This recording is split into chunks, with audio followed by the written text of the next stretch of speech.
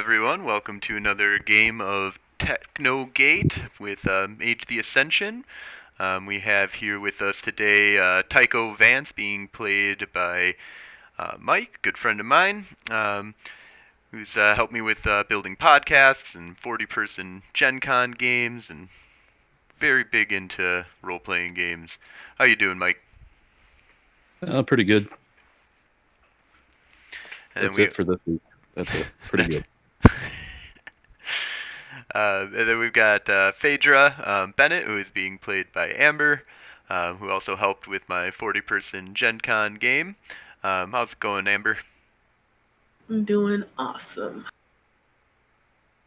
And we got Robert Kell, who is being played by Ricky, a good friend of mine who is just getting into the world of darkness, and so we threw him into the fire. How's it going, Ricky?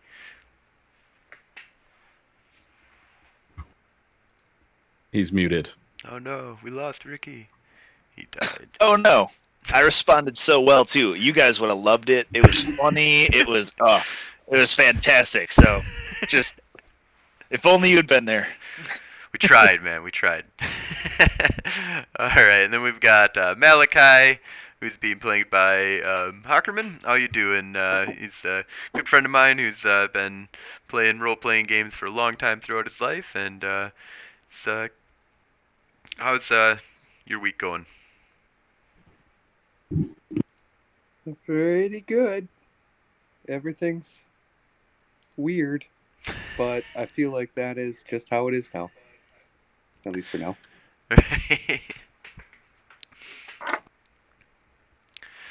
Awesome. Yeah. Well, go ahead.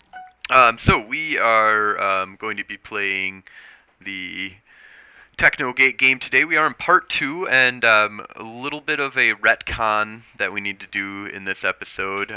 So apparently my brain got 1945 and 1975 linked to be the same year for some reason. So David disappeared in 1945, or even before that, or like right around that time period anyways. And would not be around in 1975 as I had spoken about in the last episode. So we're just changing that to his son, and his son disappeared pretty you can get records on him, did a lot of research like his dad, stuff like that, very similar to his father, just to make things simple. After this experiment, or after this event, this attack on this the Nefandi attack on this Dyson sphere, and then apparently possibly coming back, or at least giving the codes to lock out all information regarding what's going on. He disappeared after that. The last known thing is that he was heading out into the deep umbra, or deep space. Other than that, you guys have been re-energizing and powering back up a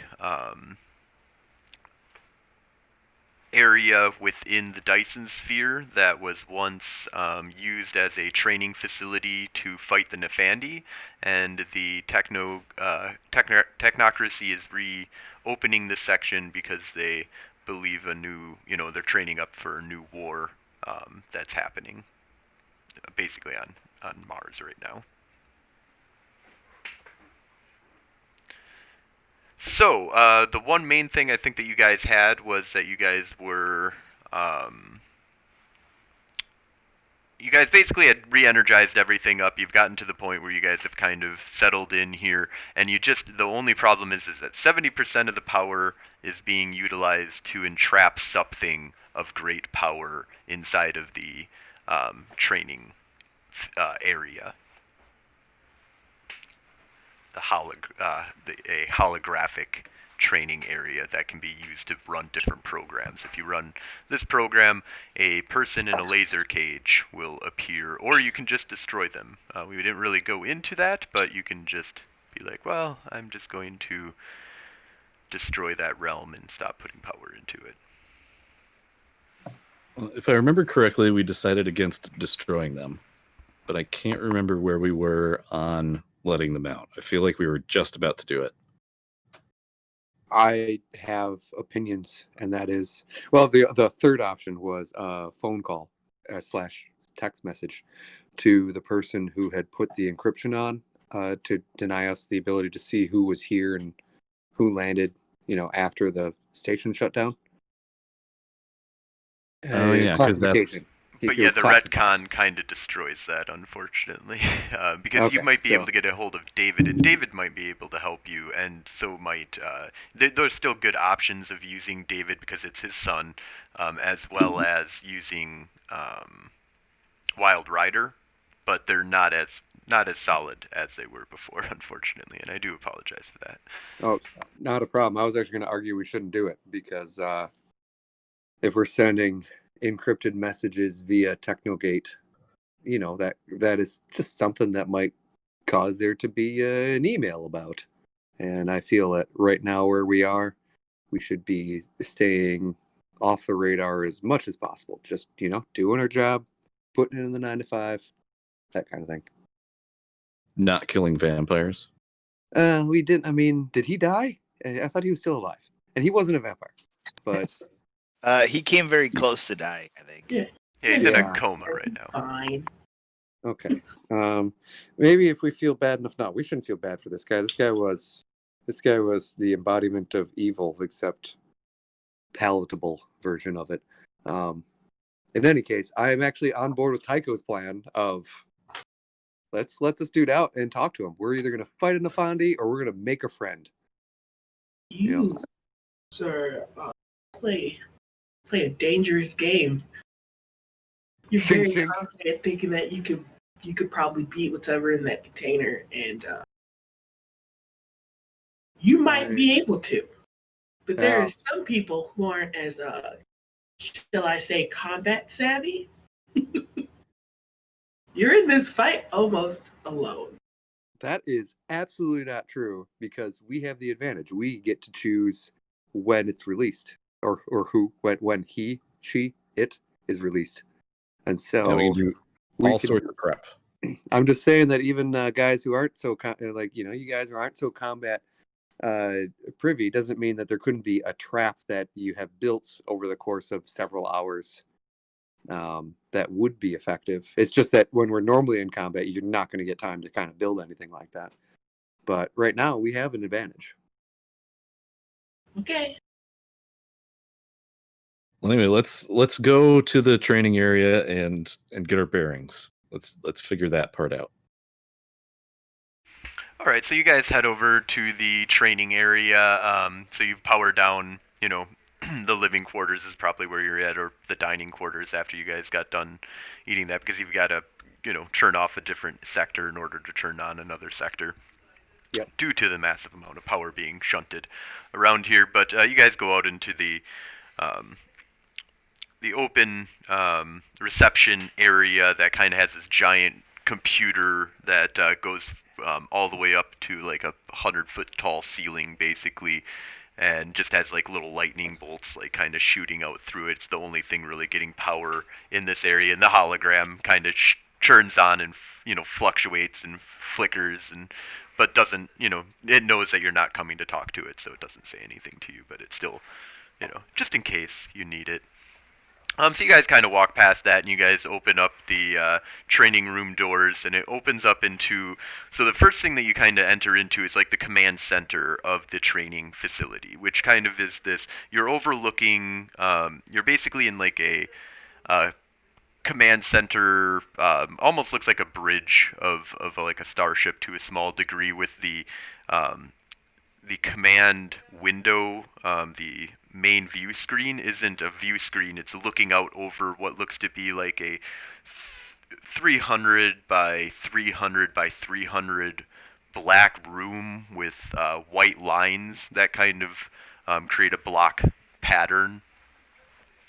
The building, or the room that you're kind of enter into, has a bunch of different kind of command stations. There's approximately 10 different command stations and one primary, like all sub command stations, and then one primary command station. It looks like all of these kind of are used to, operate the simulation that would be going on and allowing you to do complex interactions with the facility, but it's not the computer doing all the work. A lot of the work is actually being done by people.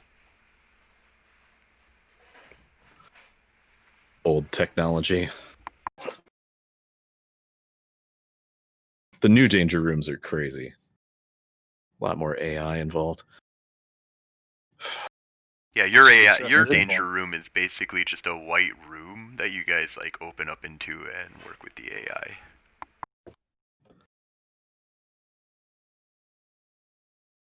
It's like going back in time here.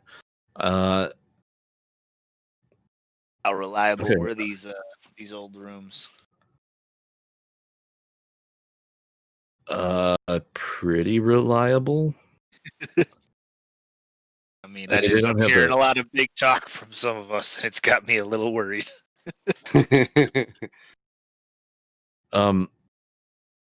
Based on what we have so far, do we know where we would go to release this guy? Is he going to be released into this room? He would be released into the holomatrix room, basically, and he would be in a laser cage, basically, and that's what kind of it would be just a large 300 by 300 room with a giant laser cage in the center, with him in the center of that is what the program basically looks like. You have by going up to the main command center, you guys can kind of start working. One person. We don't need multiple people on one keyboard. This isn't CSI, But that would whatever. be faster. Way faster. So much faster. And if we start having problems with him, we can just unplug the monitor.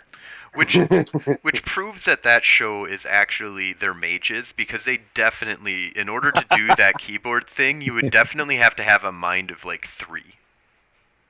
And that's the reason why they can do all that, show you what happened, like the slow motion bullet through the head type thing, and exactly All these how it happened. flashbacks and stuff are actually happening. I've been watching that show wrong this whole time. So if you guys want to, I guess you could. But in any case, you guys go up, and power up the terminal, and it kind of brings up the different programs and stuff, and you bring up the prison program, which I can't remember what the designation code is for it. But in any case, you guys bring up the prison code, and it kind of gives you like a detail of what would be going on. It just doesn't have any, it doesn't, because of the way that it's shunting it into another non-existent universe, basically. It can't tell you what it is, and it didn't have any active scanners going before it went in. So we can't tell what's happening inside. Correct. Is there or I guess I would ask Robert for this. Would you mind looking to see if there's any like the history, the archives of the development of Program 942? Just because it might prove to be useful information in the future. I'd like to get a copy of it. I can take a look. This old tech can be a little finicky. Yeah, the last one frustrated me, and now the lights. It's Yeah, just we not don't really my need you forte. breaking any more stuff. I'll take a look instead. Yes, I've learned my lesson. Just if I have to, I will try. But like, I'm gonna go ahead and just watch the professionals. Am I able to access the terminal? Yep, Like, not a dig problem. around a little bit. All right. Yeah, so I dig around for the history for him. All right, so go ahead and do a computers plus wits check.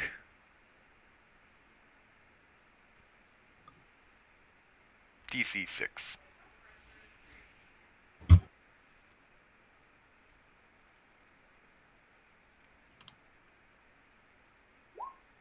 Ho ho! 4 Right. successes. Yeah, solid. Yeah. All right, so you kind of sit down, you do the crack the knuckles, you just start digging into this, and you want the history of like what simulations have been happening in this room, or simulations of just this program itself. Specifically, kind of the deconstruct, how you might construct it yourself, how they built it. Really, I'm looking for information as to might provide insight into getting, into a different one. And kind of along similar lines, but looking at the opposite side of it, I'm kind of watching all these to see if I can find any hints at ways that we might be able to kind of emergency undo everything if needed. Yeah, so you kind of look into it, and when you kind of dig through it, for you it's kind of simple. You kind of see the idea behind. Now, the complexity of creating these programs takes spheres, basically. Everything that's kind of done here is going to be in a sphere-based kind of system and take a lot of different spheres in order to build your own program to a certain degree. But all of these are stored programs that have been built using spheres, basically. So it's extremely complex, but you guys can use your spheres in order to build stuff. You guys do get enhanced here. You automatically because it's a holographic room, as long as you're doing it inside of the room, you get a prime of 2, and you're able to use prime in order to create things out of nothing. But you still need, matter. I think matter and force is 3, if I'm not mistaken, in order to create a lightning bolt out of nothing, basically. Sounds right. But you would get the 2 points. You also get a +1 on forces, matter, and just forces and matter. And if you already have prime, you get a +1 on prime as well, instead of going up to 2, unless you're at 1, which would bring you to 2. Okay. Can we activate old programs that have already been written that Correct. that have higher spheres? Yes. And the sphere levels that it took in order to build the cage is 5 in everything. Oh, it's one of those. Okay. But Is there? it's not is there- necessarily using all of those spheres in order to imprison this person. It's It would Over-engineered. It would use all of those spheres to imprison a bunny. yeah. Yeah. Is there room within the holographic room for us to be in there safely with the cage plenty of distance away, or does the cage make up the bulk of the room? The cage makes up probably about it only enough to really fit a human to a certain degree. Okay. Maybe probably about 20 feet. Okay. More than one human, I guess. But it would, not that. It's not really that big, and it's 300 by 300 room that you'll be inside. Yeah. So you don't. Okay. You have a lot of stuff you can play with. All right. I sit down at one of the terminals and I start going through the directory, and I'm looking for standard 50 cal gun turret. Okay. Is that in there? Yeah. Okay. I put down the coordinates that I want it to be in the room, and execute. All right. There's a gun that materializes. I look over at Malachi. What do you think?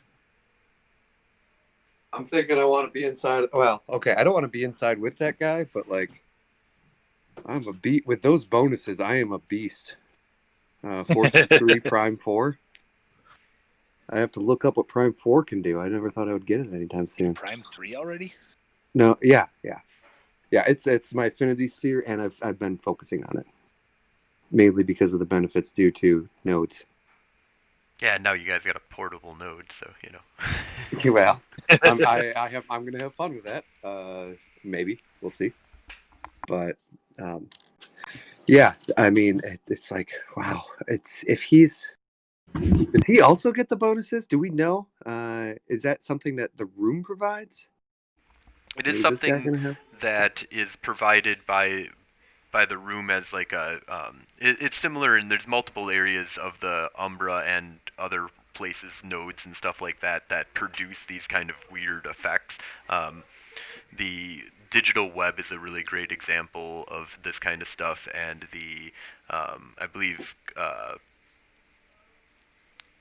Concordia, the Horizon Realm capital for the mages, like they also have like in different areas and different stuff, you get different enhancements to your spheres. Now the cage should be counteracting that, according to the cage is not utilizing, it's not as powerful as the void that he or she is inside of, when it's in this power saving kind of state. Yeah. um, and then when it comes out, he or she will have, or it will have a um, weakened, should be held down and should not be able to use spheres. However, that's, it's all about combating each other. So if given time, his paradigm, and how powerful the thing is, it's possible that it could start breaking out. Would I be able to cast Prime Counter Magic from this room using one of these terminals? I don't know. Yes. Okay. So I will commit to being on Counter Magic Detail. And whoever's, when we actually talk to the guy. Okay. Phaedra, you've been kind of quiet. You have any thoughts? Nope. I've already. Okay. In that case, I'm going to look. Is the inside that room? There's just a standard mix of breathable air, I'm guessing. Yep. Okay. Can I use a program to convert it to like 002? Yeah. Using, I would say that there's primal matter. different kind of there's already programs, I would say, that's in there for changing the air mixture. You probably find whatever Okay. you're looking for. Yeah. I look around the room and I'm just like, I mean, at this point, it's just, what can you think of? We can do anything. We can point guns at him. We can take away his oxygen, or her, so that they can't breathe. We can shoot him with lightning bolts. And then on top of that, this laser cage, it seems like, unless it's a really powerful person that really wants to get out, it's going to hold them long enough for us to talk to them. And even if they get hostile and get out, we can probably just fuck them up. Now, once they are out, they will get the benefits of the room. Okay, well, I'll turn off their air. Also, can we rig up a big red button that sends them back into the void? Yes, yep. It'll send anything that's inside of in the room into the void, and if there's more than one person, it might cause a whole bunch of problems, because the program's designed only to shunt one consciousness to this realm. Okay. Handle their exceptions. All right. Bring up standard androgynous humanoid 32. Place it in front of where the laser cage is going to be, and Are we able to talk to the being from this room? well, that's what I'm doing. Assuming. Okay. Okay, before we let him go, I would like to spend at least a round or two preparing a script to run to counteract anything he might try to cast. Or she. Yep. Go ahead and what I want you to do is just make some arete rolls at difficulty of 4. Or let's see, it would be level 1, because level 1 is all you're gonna need.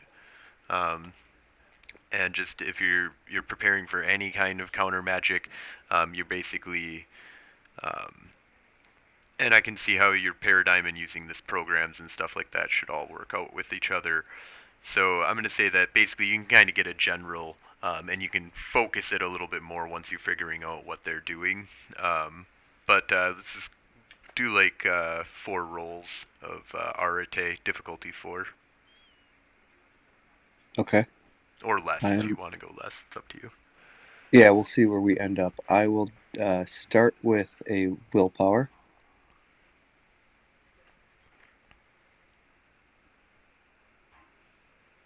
And you guys can have up to like 3 willpower if you want to say you took 3 days setting up, getting the whole place all prepped up and ready. In the sense of the other rooms that you guys were building, so you guys took some days to get some willpower back if you're really low. I don't know why that doesn't say 0. But at 4, difficulty yeah. 4. Yep. Yeah, at 4. Okay, so that's 2 on the first. Oh, I re-ask you every time.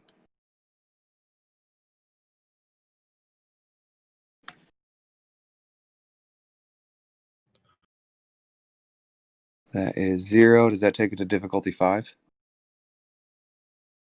Yes, that will bring the difficulty up 1. You can lower difficulty through quiescence if you wish as well. I'm fucking charged as hell. I am absolutely going to spend 1 to bring it back down to 4 for this.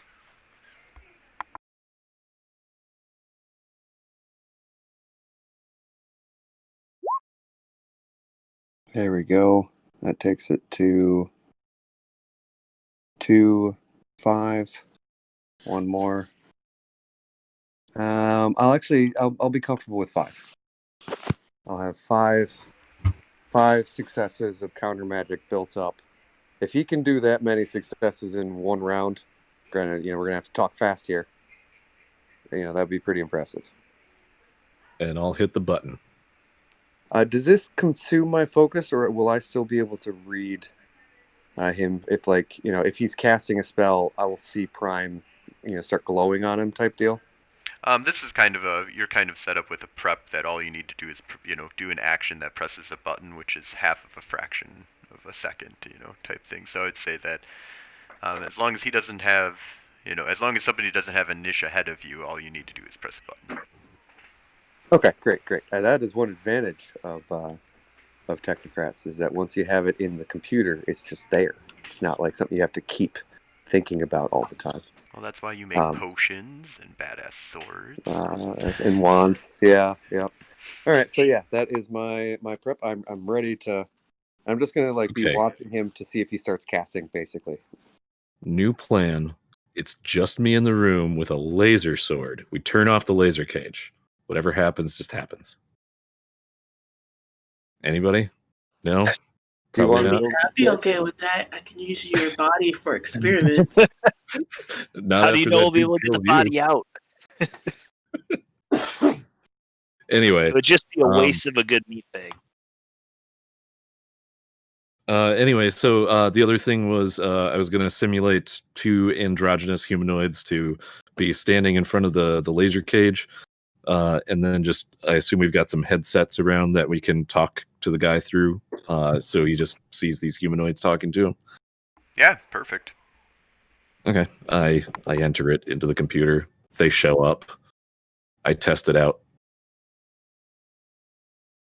Yeah, everything goes as according to plan. You can kind of even can go into if you've got any meditate, or even if your character has any mind, you can kind of almost go into the thing, so it almost feels like if you just kind of lay back, you're like, okay, I am this androgynous humanoid thing that was created by Tycho. All right. Who wants to be the other androgynous humanoid? Raise my hand. I hand you a headset. I'm like, Yes! okay. Let's see.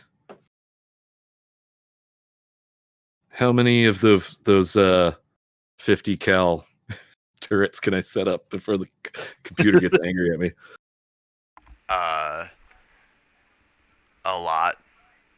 It's a 300 by 300 room, so I mean. Okay, let's do 10 at a radius of 10 meters. They're all raised up so that when they shoot, they don't shoot each other. Okay, and I'm guessing nice not. Sketch. That you just have a button that you press and they start shooting at the center of the. Yeah, standard tracking algorithm. Okay. All right, we got guns, we got communication, we got counter magic. I'd Anything else? Stuff for me to I'd like turn to against search you. for a. I'm sorry, what? What's going on? I'd like to search for a program that is used to kind of push a comm on whoever's in the room. Okay. Anything like that I can get a hold of, I guess. So I think the closest you would be able to get, I'm going to say that one of the problems you're going to have with affecting him with magic is getting through the laser kind of goes both ways. Okay.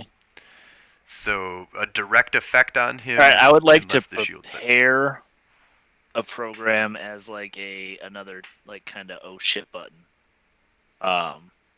If stuff goes bad, it kind of through some pheromones and a bunch of other things to try and cover all the bases. It's kind of a oh shit, it tries to just like chill everyone out. Okay. Could we freeze the room? Thought of that. I also thought of the opposite and cranking the oxygen up to 100 and firing one of those 50 cals. Not sure exactly that's how it works, but Shh. hey, I'm not a we matter need mage. to- Got one Science. shot.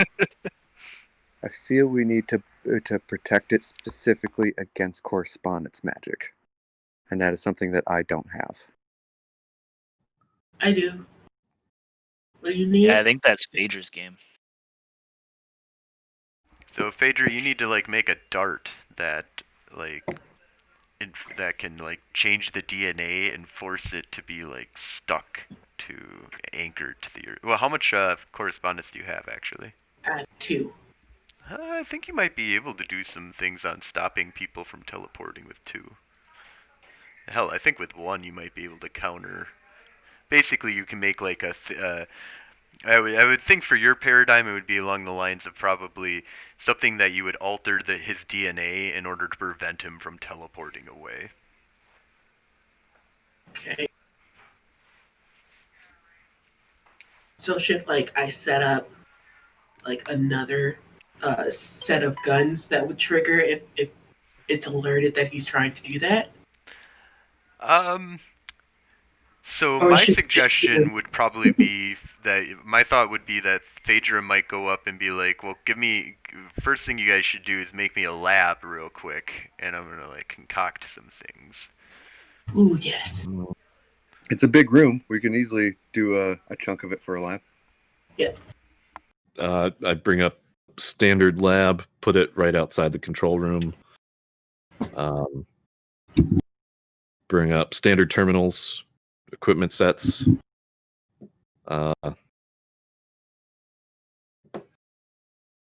Do a filter thing for correspondence effects.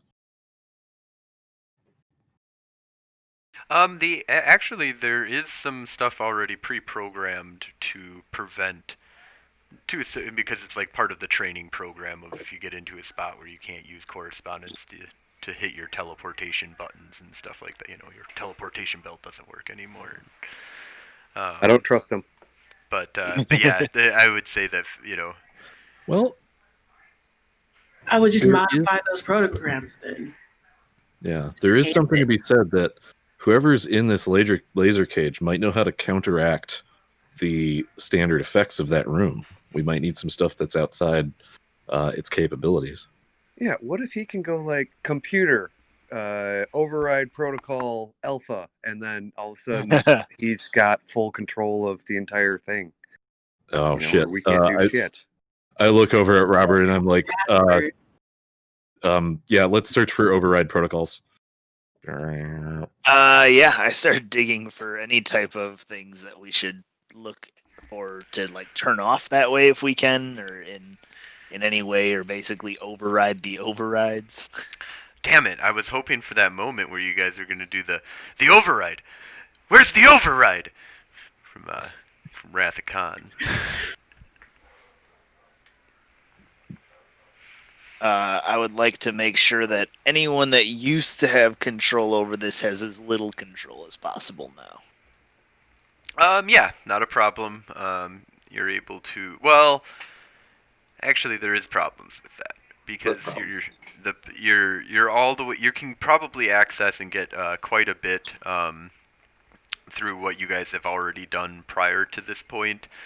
Um, but you aren't able to get access to some of the highest levels of control. You know, there's always. All right, guys, I was able to undo some of it, but I mean, there's always the chance. We don't know how high up this went.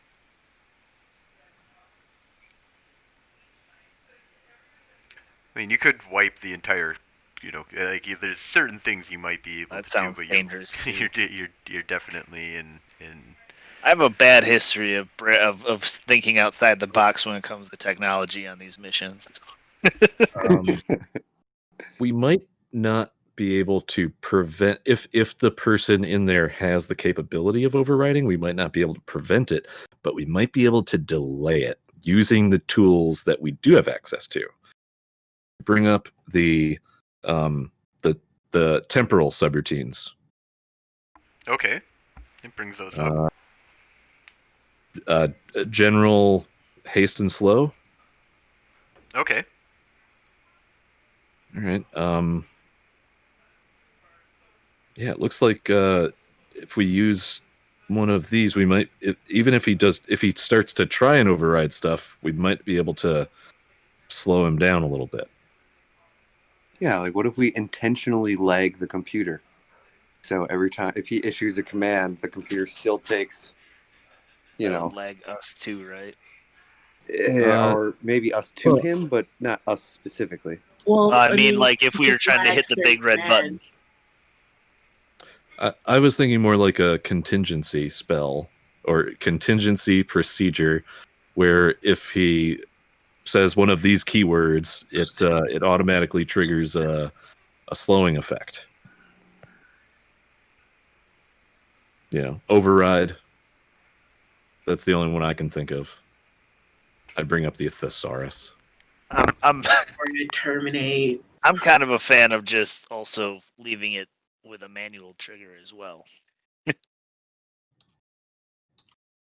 he even starts acting fishy, we can just slow him down. Okay. So I bring one of those. I map one of the buttons to it and put it in front of everybody's terminal. Slow the fucker down. Man, these are the terminals that I grew up on. I am just loving this shit. All right, so you guys are all set, and yeah, I would say that you guys pretty much have covered your bases. All the guns are all set. Everything's all. You know, the program itself is already designed to be able to do this without all of your added stuff. You know, but that's just hoping the cage will hold. You know, there might be a reason why they just threw this thing in it and threw it away right away. Like, but maybe he was questioned in the cage. Nobody, you know, it doesn't really have any information on any of that because no active sensors and all that information is really locked behind Junior's, David Junior's commando or his security clearance is needed. Yeah. What was Phaedra's effect again? Phaedra's is to prevent him from teleporting. Ah, yes. Should I create some buffs for ourselves just in case as well? Like I some wouldn't be adrenaline opposed to it. shots?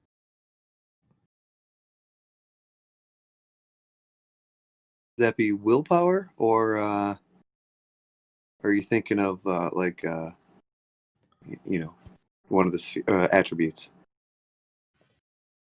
I was thinking attributes, but we could probably do because like I already gave you willpower points, didn't I? Or Yeah, pills? no, yeah, and they're yeah, I remember, and they're also dangerous to use because the magic is crazy, and Yeah. and But so we're in it's this if you're room, gonna so it's die. like, Yep. yeah. I remember now.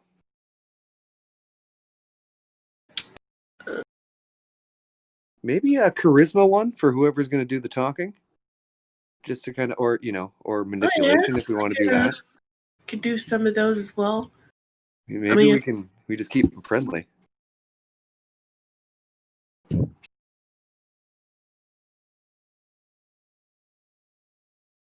Yeah, I'll work on a diplomacy pill. How about that? Yes. Yeah. I like it. It's going to be Tycho and Robert are going to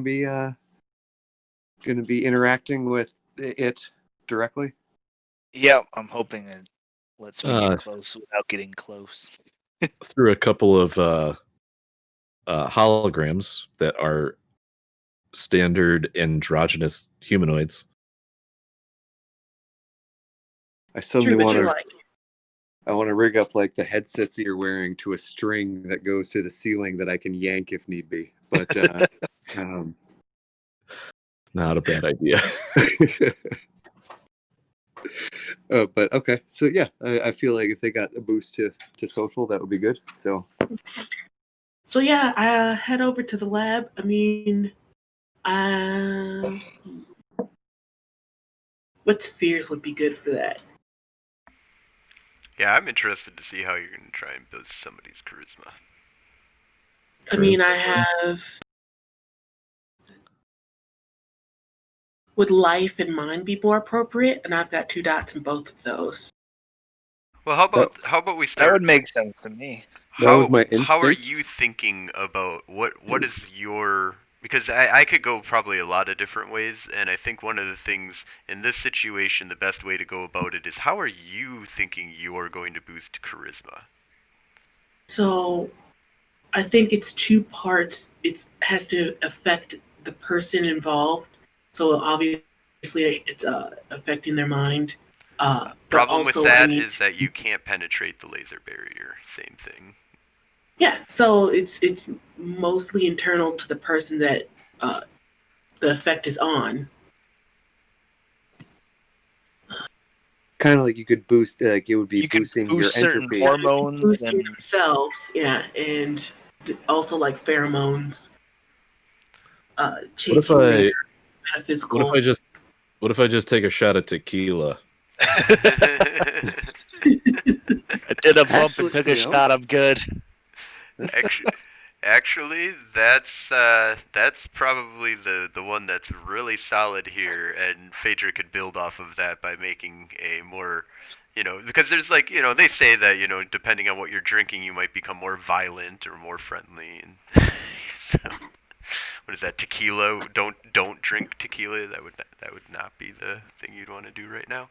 Um, so yeah, go ahead. I'm gonna give you a straight Arate roll, difficulty of ooh, what's your life? 2 is the highest you have. Yeah. Um, this is definitely gonna be foreign. You're gonna be using familiar tools.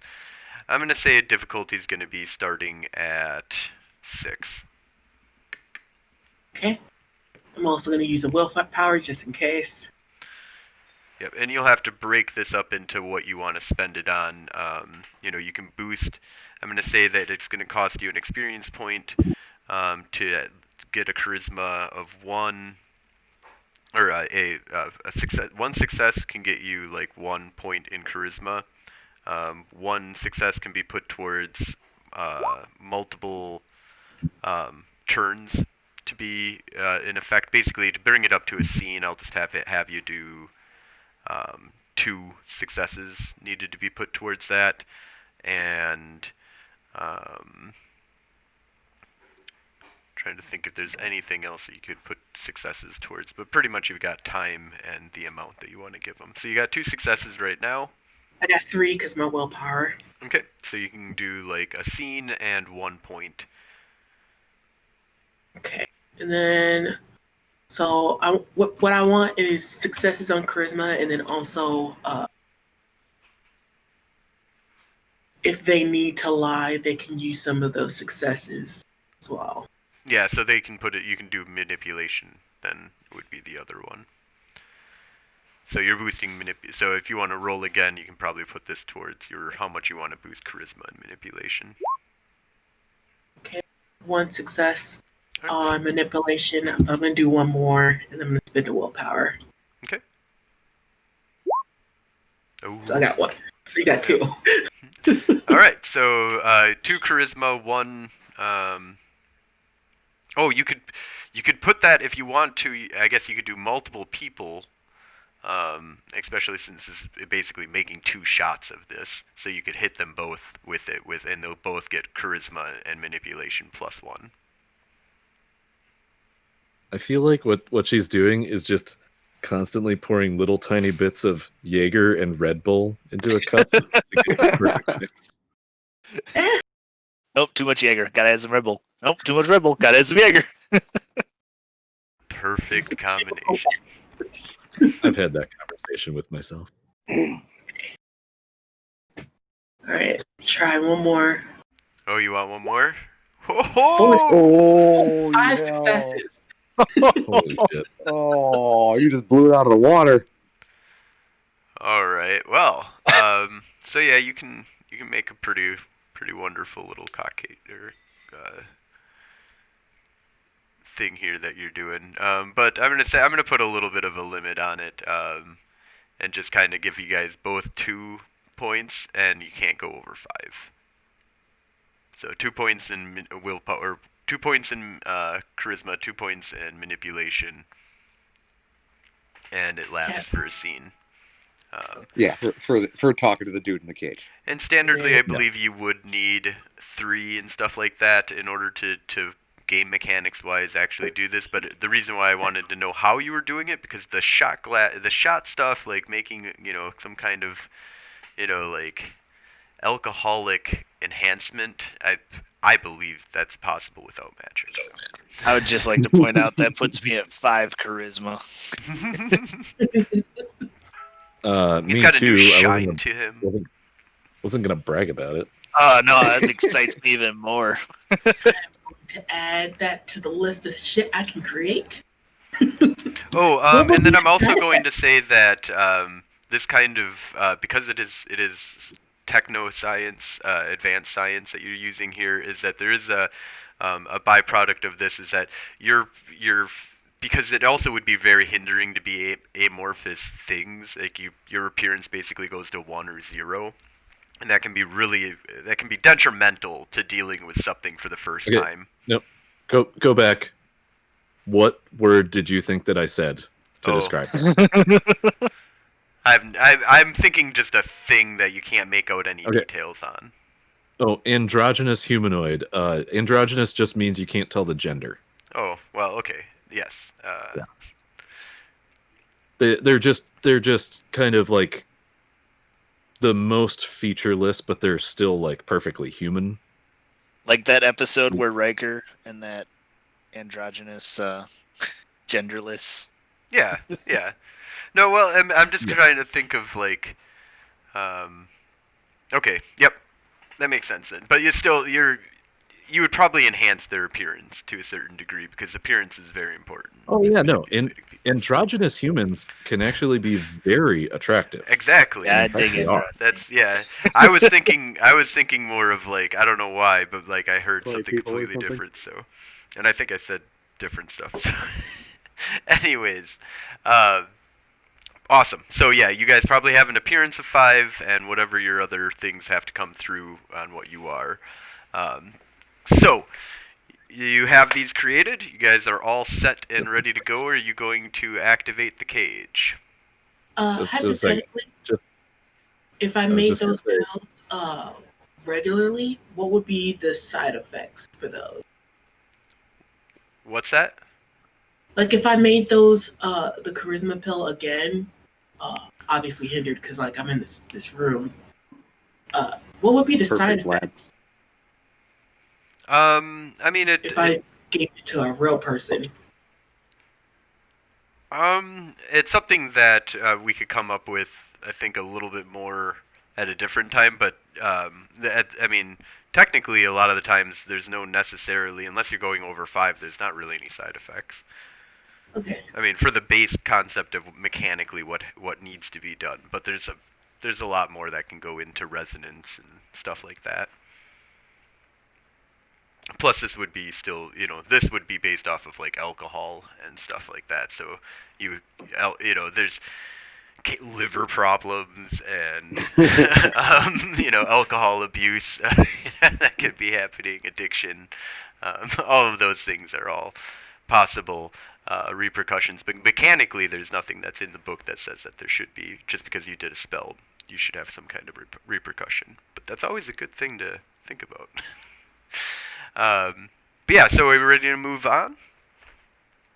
Except now All I'm right. stuck on a super charismatic amorphous blob. Yeah, get used to Uh, talking to each other first before we turn it on, with your headsets on. Slurms Mackenzie.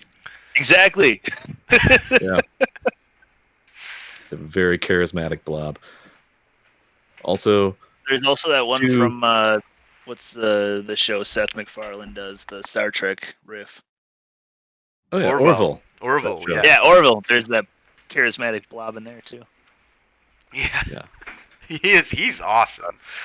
Yeah, Norm Macdonald does the voice. Yeah. Oh, that's funny. I haven't seen it. All right.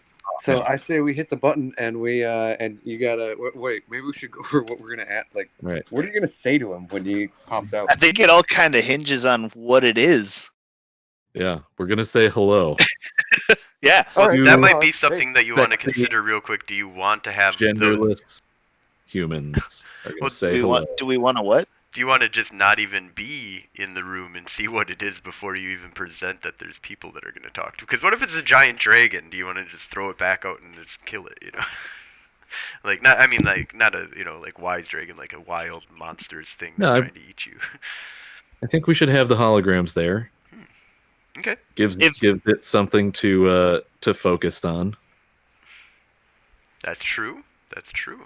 All right, so you guys all set then? Ready to go? Go 1, 2, 3, go. No. Yeah, I count it down. Here we go. 3, 2, 1. Engage.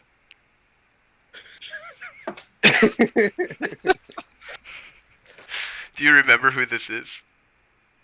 How do I reach these kids? Besides the actor. Oh shit! Have we seen this guy before? Yes.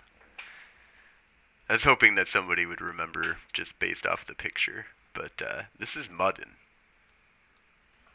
Oh, Oh no. What? well, that guy.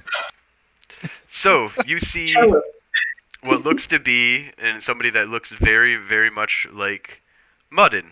You guys have seen plenty of pictures of this guy, all throughout your career and stuff like that. Amber's probably even, seen him multiple times in person, but just hadn't had an opportunity to necessarily kill him at that point in time, or capture whatever. I don't know what. I don't remember if Phaedra's been feigning any kind of, or if she's actually trying to just murder this guy. But not a bad thing to kill him. He's a pretty bad guy. But Well, now it's time to talk to him. and so yeah, he looks to be he's laying on the ground, like you can't see at first, and he kind of like looks up and he like kind of looks around and you see he's just completely dazed, confused, and seems like he's completely out of it at this point. It really has no bearing on reality and seems to be taking his time trying to understand what the hell is going on. He doesn't even look at the at you two. For clarification of just to make sure I'm properly shocked, he has been doing stuff since 75. Absolutely. I believe that this would be right about the time that Phaedra. When did your mother die? 15 years ago. And so that would have been 80. 83. No, yeah, 83.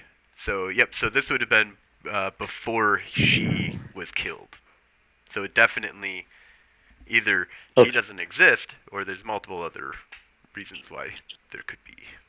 Yeah, but Okay. I have the correct impression that if he's been locked in here since 75, what the hell is like? How there's two what? I'm rightly confused. Yeah, Yes. I look around, specifically to Phaedra, just with a puzzled look. That's where I would end up at some point. Like eventually, I'll be like, okay, how does she feel about this? Yeah. Switch off the headset I'm until he starts looking interacting for with them. Phaedra's trank gun. You trying to stop Just in him or case. me? You. Oh no, I'm calm. Oh, that's true. I hadn't even thought about this, and so I turn off my headset, and I'm like, oh, fucking shit, we didn't think about scanning. And I start bringing up subroutines, and I'm like, scan every fucking sphere. We need data. All right, so scans start going off. Comes back human. There's the initial base kind of scans that you can kind of easily get are that he's human. He has a pulse. He has a strong resonance of Jor around him, or death resonance, and he is the proper age for that time, what he would be at that Say in hello. 75. So he hasn't aged a day since 75. And there's a you're getting large amounts of prime and quiescence that's stored inside of his body. He currently has on like a robe that has a magical writings and inscriptions on it that seem to be like a prisoner's robe. Um, and it's like magical seals that are like keeping him, basically locked in and not able to utilize his powers outside of the laser fields that he has around him. And you start getting back some more information on that his mind is completely uh, fractured at this point and seems to be running at like there's the neurons in his brain are firing at like 1,000,000 miles an hour basically. But it's fractured crazy, like it's but not functioning, but functioning almost for the last 45 years. There's really weird shit that you're getting back from his mind right now. Okay.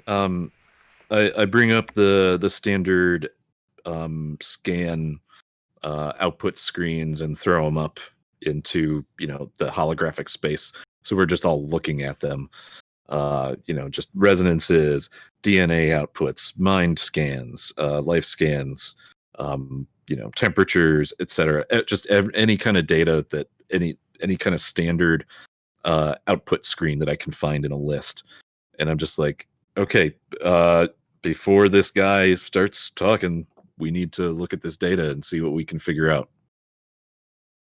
Still And I'm gonna actively in our holographic body and just watching his like micro expressions and stuff like a hawk. So he seems to be examining the cage currently.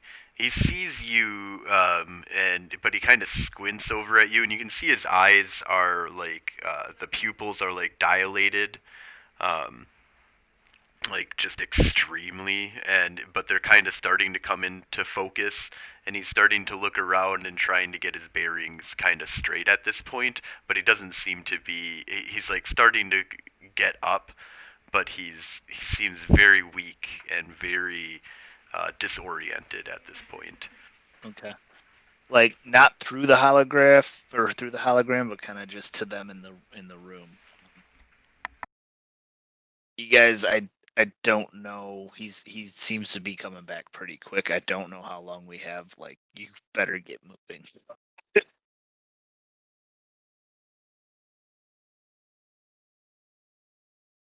Ask him the basic questions. Yeah, I think we need to say Should hello. I say hello? Ask if because he's mentally he's not there yet. Try and take advantage of the disorientation. Yep. Ask him like you would if you were a doctor and your patient just came through. Yeah, I kind of gently try to put myself in his view a little more again and just kind of say hello.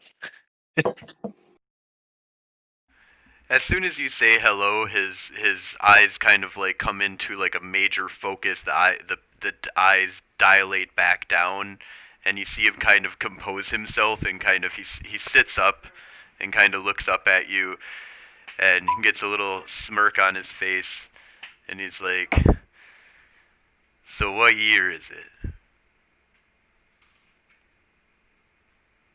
Ignore the Before I question. answer that, can you answer something for me? Sure. What's your name? Muddin. And how did you get here? I was captured during the siege of this Dyson sphere. Why were you here? Did I miss the name or did he not give it? Yeah, Muddin. Oh, okay. Oh, I barely heard it myself. Wait, Phaedra, what was your question? Why was he here? Why? What part of the siege? Yeah, what part of the siege were you on? What side? I was part of the Nefandi, of course. Interesting that you don't seem to know any of this.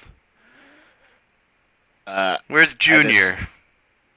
I decide that playing dumb is probably a good thing right now, acting like I have no idea who he is. I was feeling the same thing. Same. Who Yeah. is Junior? Well, Junior, the David. He's the one who threw me in here. How do you not know? Interesting. He continues to button. kind of look around. Hit the button. What button? I vote for hitting the button to send him back. No, just a second. No, I okay, brought up yep, all the Just wanted I to make brought sure. up all the graphs. Is there should be a threat assessment graph. Is he powering up or anything? He is not powering up. He is not. He doesn't seem to be utilizing anything or making any gestures or utilizing any magic that is detectable by the computer.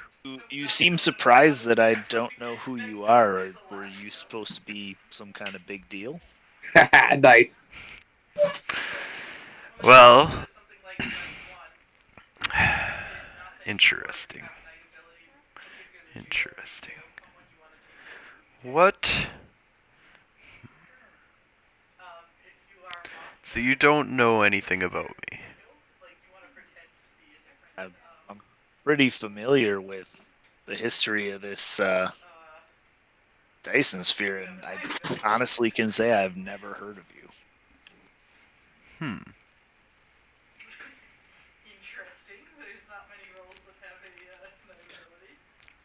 Then Why why were you have in you unleashed me? We are only curious. Button. Has the technocracy been destroyed? Not What is yet. the technocracy? Shit.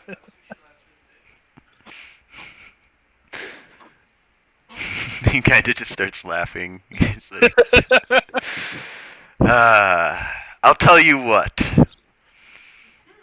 I don't know who you are, and apparently you don't know who I am.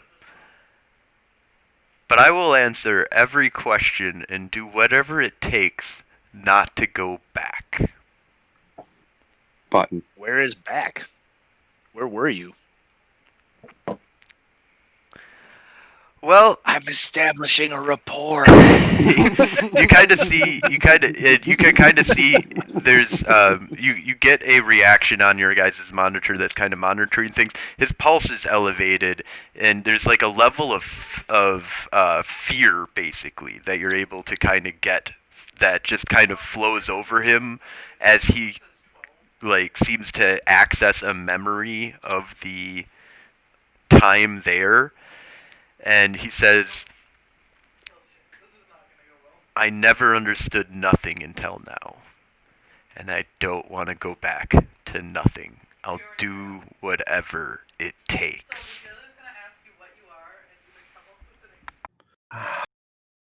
the place you existed, did you continue to exist there, or was it a thoughtless experience?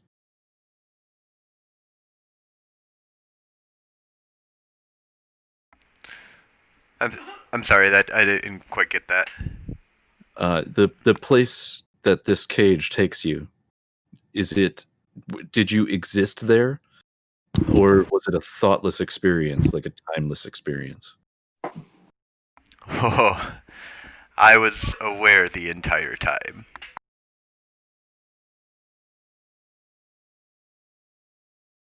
I say that is terrifying. Oh, Just shit. the people in the room, you know, like just like Okay. that's terrifying. Turning off the headset. I the fucking library in the abyss, right? Yeah. This thing sends him to the abyss and like holds him there. Can that be true? But then he Did would have he been there when we split? went there. No, it I sounds mean, to me there that- are ways to split yourself, isn't there?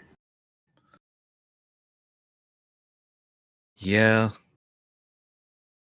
Where this one was stuck in basically purgatory, while the other one he's not aware of. Or probably is, but he's lying. was this guy like a Horcrux? If we killed the other one, he'd be able to like somehow get his current mind into this body, and then he would just have to get released. Mm, Mr. Mudden, I'm sure you're aware there are numerous monitoring devices and all sorts of equipment pointing in your direction right now. I'm not ignorant to the fact that you are an extremely powerful being. You would have to give me a very good reason for why I should let you out without knowing more. That is understandable. Robert. What would you... Let me say that I am going to take a leap of faith, and I will do whatever it takes to get out. So, ask me your questions. What was the purpose of him infiltrating this specific area? Oh, I wasn't an infiltrator. I was the leading Nefandi trying to conquer this place. Why was this place so important to you? The power of the node, of course. Once the Nefandi found out about this place, once the technocracy found the place, of course, we were informed, and if we could conquer this other beautiful universe that we're in, a Dyson sphere that it was a prize. Okay, I'm still it took- thinking button, but also Is- how did he get caught? yeah. How were you caught? Well, once we've been repelled many a times, and once they had built the defenses that prevented us from being able to enter in through anything but infiltration, direct assault was the last opportunity. We had one last opportunity to do a direct assault before that became operational. I am not one to infiltrate into organizations. I am a leader of the armies of darkness. And we made our last ditch effort. In our assault, I was unfortunately captured by Junior. Our last battle, and he was able to detain me. He brought me here, asked me his questions, and locked me away before setting off on, I'm sure, what was a grand adventure. What have you been doing since? What have I been doing since? Contemplating everything as only I could. once you have lost connection to all that I was connected to, it allows one to re-evaluate one's life. I mute my mic and I tell everyone I want to drop a bomb on him. I want to ask him what the word ravenous means to him. At some point, we're going to have to reveal some of the stuff that we know. Yeah. I'm also less button at this point, but only by a little bit. Instead of Ravenos, ask him about what's the name of the demon, or I guess Cthulian thing they're trying to. Hold on, pull up my thing. Isn't it Ravnos? No, Ravenos is the vampire that's supposed to be awakened to help with the domino effect. I'm asking for the end game. Yeah. He's like the herald of the dude. If I remember correctly.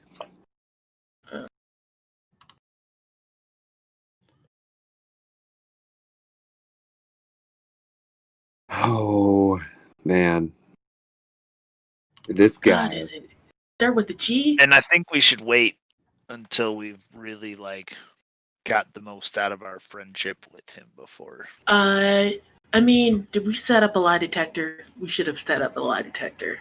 I mean, I'm like a walking lie detector right now, Yeah, but so that's why. True. You have your suitcase ready. So far, how much do you think that you've been able to? Well, Yeah. so the problem is because there's no benefit to my mind sphere in here. So the most I can do is tell if he believes what he's saying. And I he's feel like fucking crazy. Yeah, that's just about what I was about to say. It was like, yeah, insanity has a really hard way of making it so that you can just kind of look at a person and be like, True. but what I can tell you is that he seems to definitely believe every fucking word he's saying. well, that's Well, actually yeah. like Ask him about the old ones then. I was mostly concerned about him. You know, his I'll do anything to not go back. I was wondering. Yeah, I'm still waiting to see that one turn because he really put some emphasis on anything. Yeah. Let me try this one. The place that you've been. Can you describe it to me? Have you ever fallen asleep and been so deep in your sleep that it seemed like it lasted forever? Yes. Imagine that happening for 45 years and just being on the brink of waking up. Or, well, how many ever years? For years. He's like, for however long it's been. I was just going to call him on it. Yeah, sorry. Sorry about that. He doesn't know how long it's been. You know, it's just... Yeah. So you have not been conscious? Oh, I've been conscious, but only on a level of being able to almost think, you know, almost be able to fully conceptualize everything, but still being in a drought, like almost in a state of dream, but not in a state of dream. I couldn't fully formulate the reality that I was in. I didn't have a body, I didn't have a mind, but I had a consciousness. Okay. Have you ever experimented with cloning or the transferring of consciousnesses? No, absolutely. I guess that's kind of a given. Did you do it to yourself? So there must be a Muddin running around. You sound familiar with the concept of me. Surprised to find me here, I'm sure. Hit the button. No. Okay, so I might be confused, but I thought he referenced the Muddin running around already. Referenced him as Junior. No, Junior is the son of the guy that created this thing. He's the guy who classified the files. Yeah, And- David is. Yeah, David Okay. Jr. is the one that classified all the things, and David is the guy that you guys met in the Wraith realm. Okay, so we have not touched on the idea that there's multiple muds running around. Well, we just Okay. did. All right. When you then, asked him about as- cloning, yes. he kind of confirmed it. as you were. Yes. I'm just ready to. I don't know what I'm gonna fucking do. I think we should hit the button. I think we should ask him what his ties are to the old gods or something. Oh yeah, one of those. Who are you trying to awaken?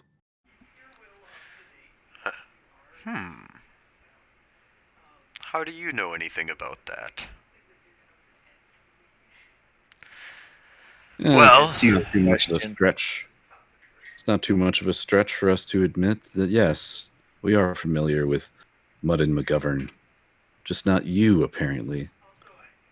This is quite an opportunity, I suppose. Who are you trying to awaken? Well, I mean, the plan that I had been handed was, you see him kind of not wanting to. He expresses like, like he's trying to think of how to say this or what to say. And kind of debating about like, is it worth it? Should I just go back? Well, I have a plan for if we send him back. I'm just saying he's still useful being locked here. I guess I can answer this truthfully. I am not trying to awaken anyone. All right, Mudden, you know yourself. You obviously know what you are up to. Well, Pull it. And don't you pull say it. the plan here. All right, let's start with something easier. You say the plan was handed to you. Can you explain what you mean by handed? well, you see, I was destined with a life that could only lead to the destruction of mankind from all that I believed in as a child, all that I saw, the horrors of humans. I'm hidden- actively gesturing towards the button while he's saying this. And I serve the most powerful beings that will help me bring the destruction of mankind. I serve the nameless. Lol, I was just gonna demand names. That's funny.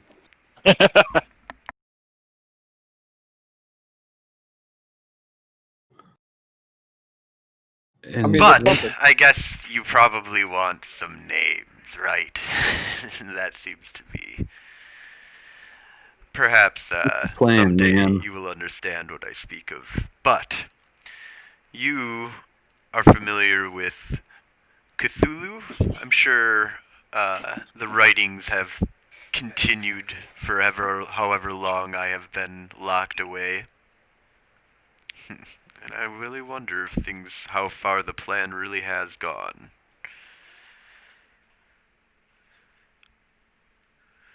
But suffice it to say that we aren't going to tell you if we know. Lovecraft was a long time ago, right? Yeah, his writings Okay. were in the early 1900s. Yeah, I was. Okay, yep. But if you know of the god Cthulhu, then you know of some of the gods that I speak of. If you know nothing about these things, let's suffice it to say I work for demons. Lucifer? Cain and Abel. Tell him that we'll talk to him soon and we'll bring snacks and then we'll hit the button. He's not gonna like that answer. Yeah, but we're gonna have snacks. We're not gonna tell him anything before we hit the button. I ain't giving him food. I ain't giving him warning.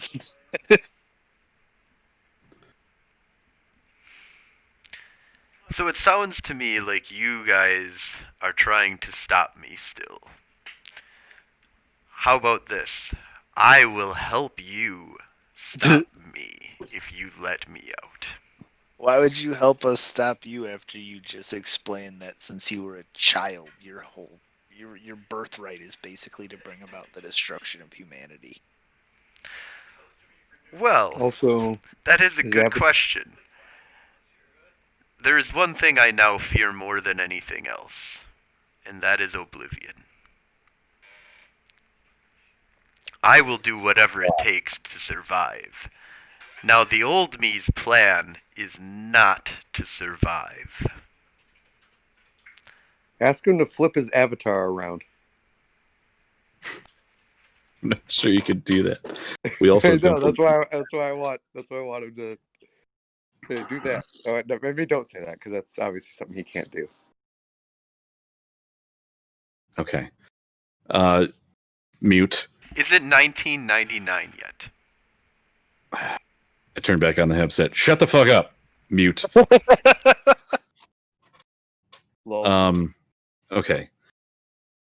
There's two things here. We're tied by fate to this plan. Right? I mean, we kind of all understand that, right? Yes. I don't believe in fate. I think that's the nature of storytelling, but keep going. Yeah. And I bring up graphs and I'm like, I did the math.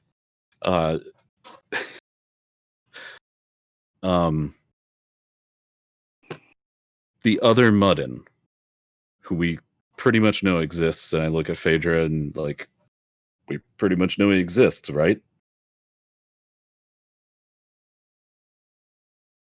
Phaedra? Anyway, he exists. And he's doing this plan, and we kind of don't know shit about it. Well, I mean, we know a little bit. But, I mean, I don't know where to go from here. But I think we can all comfortably agree that the answer to our problem is not Muddin. well, it's certainly not letting him go. I don't think he's gonna be our savior. I think that part's already kind of established, right? I feel since you guys are on mute, I'm thinking like if we put him back in the box, we can then tell Technogate that he's here, and then we can. Oh, but we no, can But find. Technogate is possibly infiltrated Okay, by the. I didn't know that I was on mute this whole time. Oh, you had a mute that wasn't program based. Yeah. Go ahead. Okay, so we hand this to the council. That's where I was going.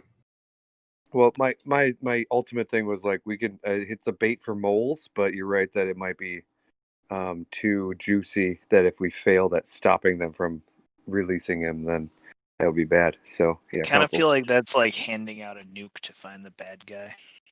yeah. Which guy is gonna go and take the nuke?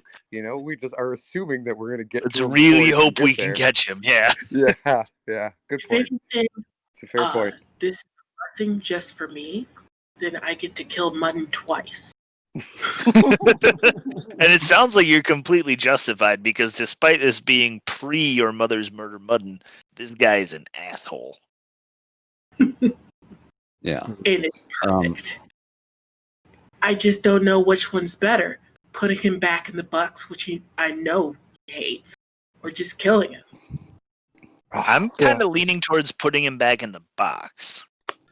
Oh, we definitely, for the time being, we have to put it back in the box, surely. How do we contact sergeant or colonel. I'm sure there are ways that we could figure out. Is that the direction that you want to go? Like a I sat phone or want to something? hand this to the colonel first. You're Before talking the about council. the one, the The colonel, general? or the general. You're talking Yeah. about General Dick or General Hammond or Hammond. Bridges. Yeah. Bridges. Yeah, Bridges. Okay, that brings up a sec. He's the one in jail, right? Yeah. He's working with the council, though, correct? Yes. Yeah. So going to the council, I think, is the right idea. Also, I did have a side thing I wanted to bring up at some point. Bridges, I want to break him out of jail. And I feel like this place is the place where his jail was invented. And so that's the reason that I was looking for information as to its history and whatnot. But that is a future conversation. So at some point, we will Jail is break his probably the ass out of safest jail. place for him to be right now, especially since there's Nefandi trying to. And apparently multiple Muddins. Yeah. That's How very, many very are fair. there? There's so many tests and experiments that I have to do on this Muddin. Yeah. I suddenly feel like we need to get this to the council. Yeah. The question is, who do we take it to first? Well, on that note, real quick, I think we're going to take a little commercial break here, and give us, because we're a little bit beyond halfway through the game tonight, so we're going to just take a little break here, unless you guys want to keep pushing through. I can take a break. It seemed like this would be a good spot for you guys.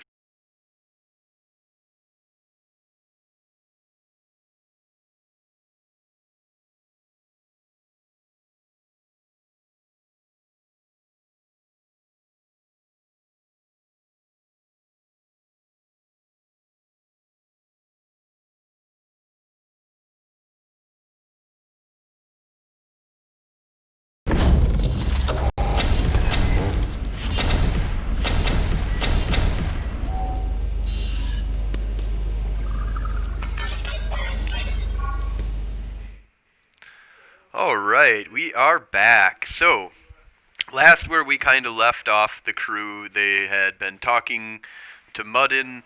He had been starting to reveal some information, and kind of the last thing that he had said was, "Is it 1999 yet?" And your crew kind of cut off, and kind of started talking to each other about what's kind of going on. Well, you guys are kind of discussing what's happening here and what you're going to do moving forward.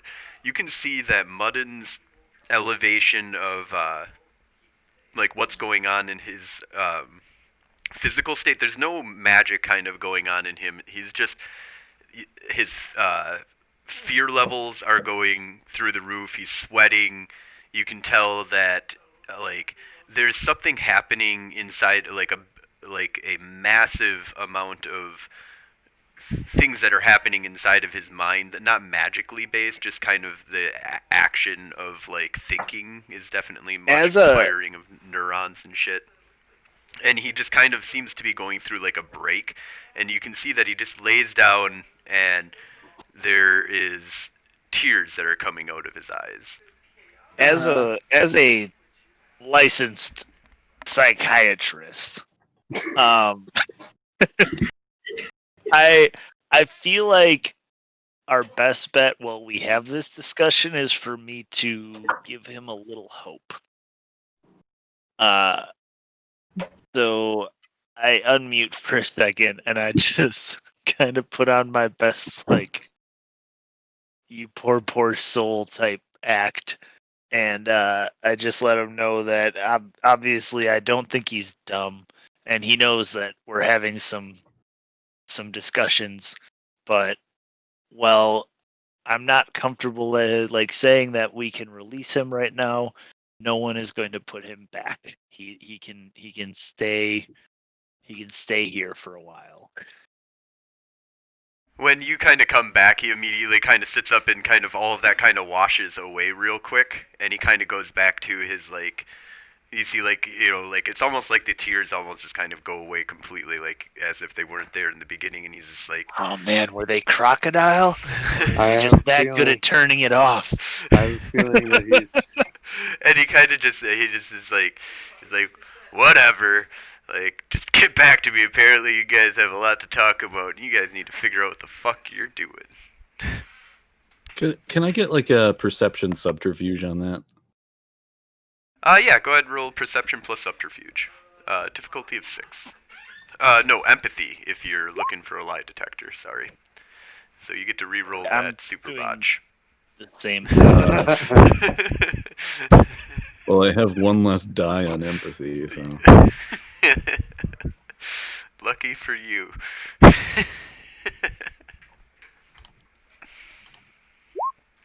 Wow. Okay, 1. Damn, I kind of really wanted the other one, but okay. So, Tycho, you kind of get this. He's definitely putting on an act of some kind. Like you have no idea which direction, but there's definitely some kind of act that he's kind of putting on here. Robert, you have more of an idea of he has the ability to kind of push away all the memories that he has of the nothing, and that there are memories there. There's things that happened, but he's not. He's able to just push it out and kind of go back to where he was before. But there's a change. There's something different, and you can tell that there's definitely there's something broken in him comparatively to the evil that he was before. So I mute the mic and I just kind of, I really think that those tears may have been real, but I think this guy is a master of compartmentalization, and I'm starting to wonder if he might have more to remember than he thinks he does.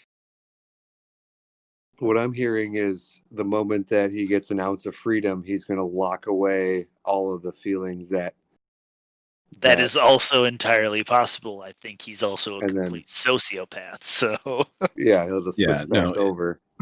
If we let this guy go, I'm not it'll saying be we a should let him matter. go at all. Oh, I'm certainly just not. But there's just might be more to dig. in the context of the deal that he's proposing, if we were to let him go, I do not doubt that he would, within moments, compartmentalize the memories that he has of that place in order to deal with it, and then immediately go back to being the person that he was. Yeah. Um, What if we kept him like as a pet, where like we would just like once a week take him for a walk, and then throw Pets him are at, fluffy and cute. Won't go kill baby Hitler, but I'll make a pet out of a person. I drown the shit out Having of so He's an GM, adult and he's an evil adult. Okay, so there is a line there that I see. That's all I'm saying. GM, is there a way for me to kind of approximate through scans his arret level and sphere levels? I'm gonna say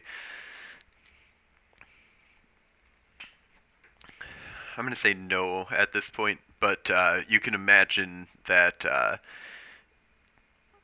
from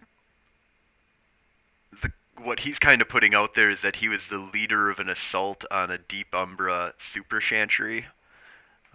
So you can probably estimate somewhere around 4s and 5s, and probably 6 or higher in your arete. Okay. Yeah, we know that from the power draw. We're looking at a nuke. Quite literally. We're looking at the worst type of nuke. Because he's One crazy. that's already landed and it's a dud.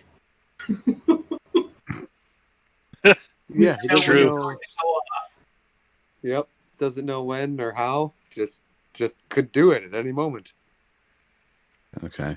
So I'll suggest the thing that we were talking about off stream, and we need to contact somebody. Okay. Read.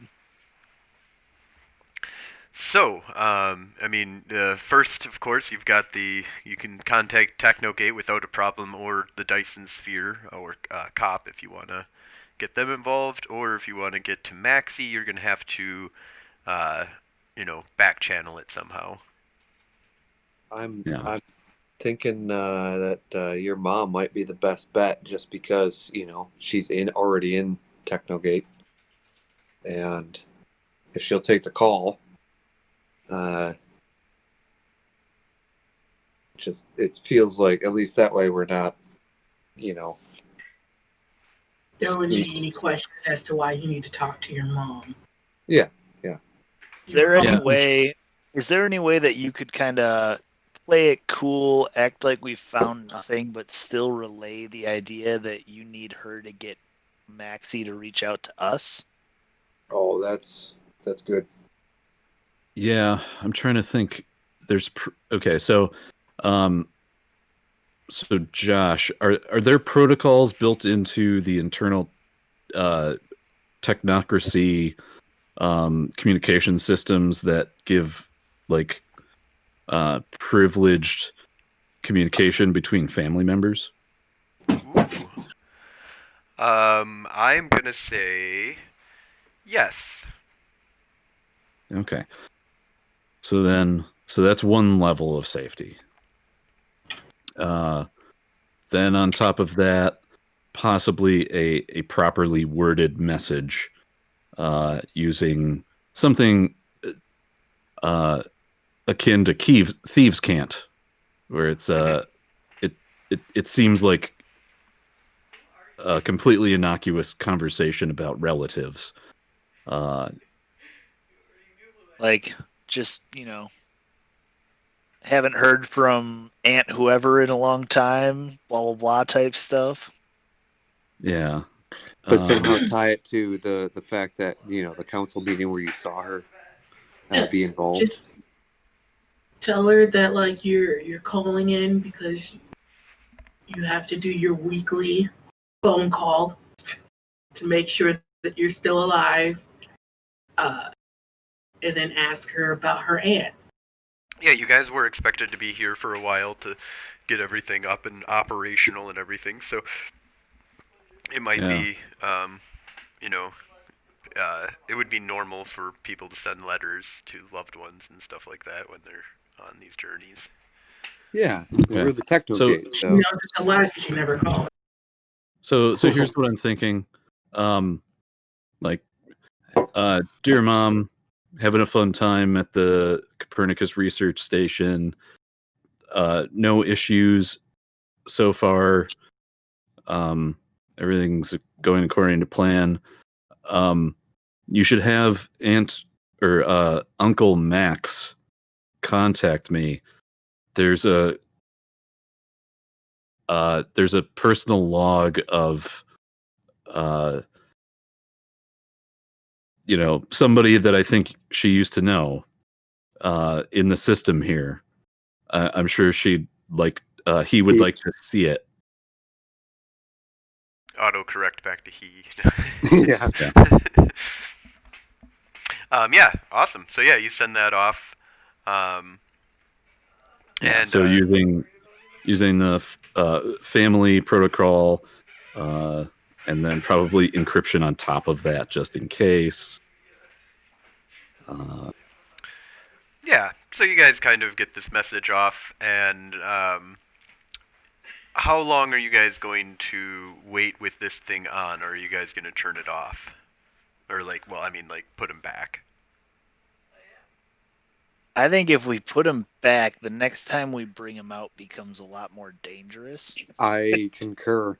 He will have ideas the second time. I think we should feed him, to be honest. I'd prefer to. I don't know if I want to interact with him physically in any way, but I'd prefer to keep him. Put him back, and the next time that we talk to him, we'll be in a different area.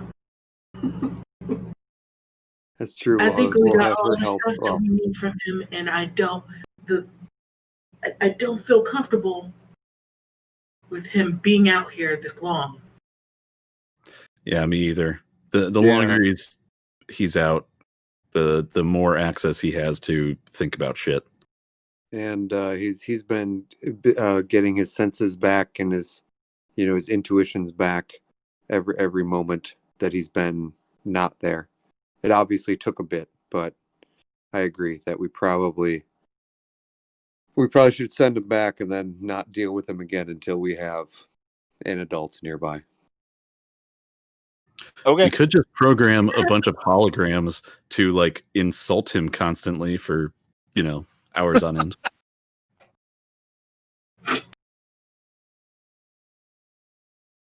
Well, you guys So, are no, we'll discussing just- this. The email returns, and you get um, she just talks about a bunch of stuff and doesn't mention anything about anything that you said, but is this lengthy email about nothing, but seems to be kind of like, and she's just talking about stuff that just never happened, and then the email ends with stay safe. So is there And some kind of code in there, or is she just trying to make it look like she responded? Yeah, does this it point, it feel looks like it she's was just making it successful? look like she responded, and then you do I'm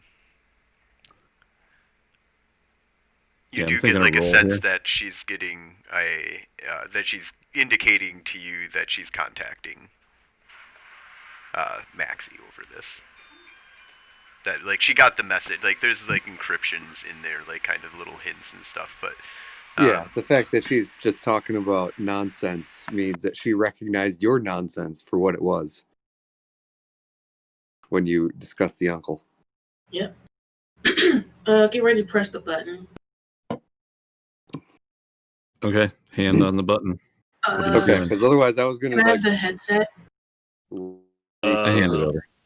Oh God. We appreciate all of the things that you've given.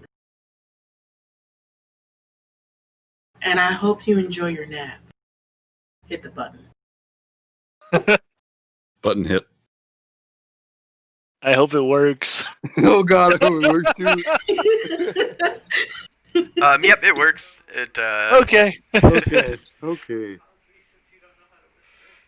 Yep. So yeah, he goes back, and after a while kind of passes, Maxie does show up. So a shuttlecraft Even arrives. better. I like that now we're referring to Maxie as an adult. Lol. Where is she? In the power level, she basically is. Compared to She's us. way fucking older than most anybody. No, I mean personality-wise. Like, I need an adult. I'm gonna get Maxie. Yeah, it's Yeah. That's about right. So Maxie kind of shows up. She's got a little shuttlecraft. She just like smashes it into the thing. You see her pop out of the shuttle bay, and just kind of runs up. There's like alarms, and you guys can kind of just have the monitors like kind of seeing this, and you see her like running and just like flies past. You see her see the hologram, and she just stops. She just looks over it, and she goes, "Cool! I want one of you." And then she just continues to the training area at top speed. As soon as she like gets through the doors, she sees all of you, and she just runs up and she's like, "You caught him? You got him? You get what? What the fuck is going on?" Do you know what this place is? Yeah, this is Maxie, do you know what this place is? Yeah, I do. What are you guys Okay. doing here? Why are you here? They sent us to turn it back on because you guys are waging a war with Nefandi or some shit. Wait a minute. Hold on. No. Who sent you? The technocracy sent us to turn us back on because we had a war on the moon. Mars. Yeah, Mars. Yeah. Mars. They sent us to reactivate this place. Technogate command. Training area. It's a pretty sweet room if you look at it, and I gesture towards the room. Yeah, but do you know Program 942? Yeah. Well, hold on. Can I see those orders? I bring it up on one of the terminals. She like goes through and like kind of like decodes and starts looking into a bunch of like metadata inside of the email itself. Well, And she's then got clearance. and she's like starts accessing a few other logs. She's like, interesting. Okay, well, so that did come from the Major. Okay, so what did he do? Where did he get this from? What's that? Okay. And then, okay, and so you wanted them here. Interesting. Wait, who wanted us here? Yeah, as she's doing the reading, I comment to the group that, like, it is kind of strange that, like, we got sent to this one place in this whole. It can Trying to hold a peek trillion over Is this a people. right? Like, is this a trap within a trap? Well, okay, so I lied. I don't know anything that's fucking going on here. But I have some ideas. Now that I've seen all this shit, what are you guys doing? I look at Phaedra. He is not the current Muddin. I guess this one got trapped a long time ago.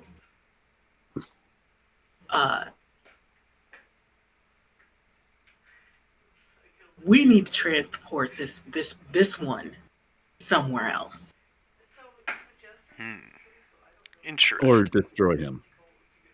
And no, because even if he's technically useless to the current Muddin, there's DNA tracking. We could run up simulations on his mental mind and try to get actions from the current one. There's so many things we can do. I'm not saying we should let him loose. Well, nobody's saying that. True. But So we you guys can't give have this to the a Muddin technocracy. from what time? 75. 73? 75, 75.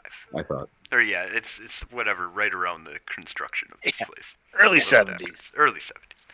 I believe he was trapped on April 1st, after the March 29th evacuation. Yes.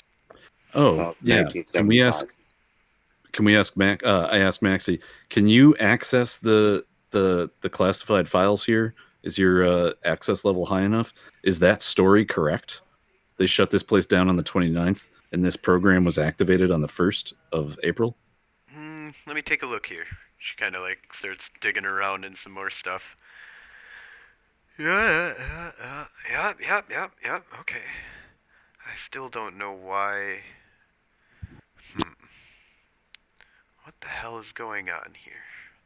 Because that guy said that he got trapped in here during an assault. Because he was But there was leading the nobody assaulting here. party. Yeah, Well- there should have been nobody here when that program was turned on. Okay, maybe. Well, I he don't did know, say maybe you guys can help me work through a couple things here. Let's see. So, from what I'm gathering and what I've seen after uncracking a few things here, is that looks like David has been playing some. Junior has been playing some hand at fate here and is trying to get a few dice rolling. Which I don't know where exactly he's leading you, but everything seems to be tied to David, his father, and of course,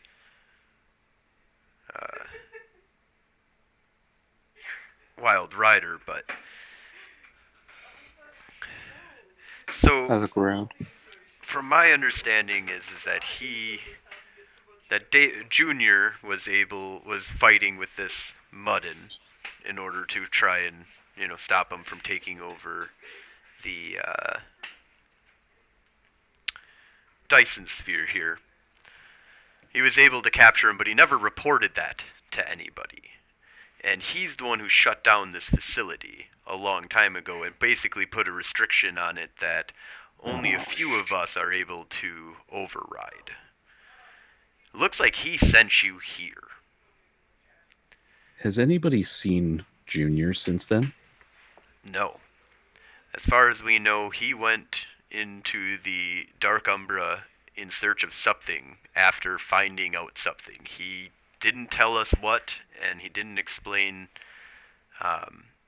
He had given, he had learned, of ways to, trying to contact his father during that time period.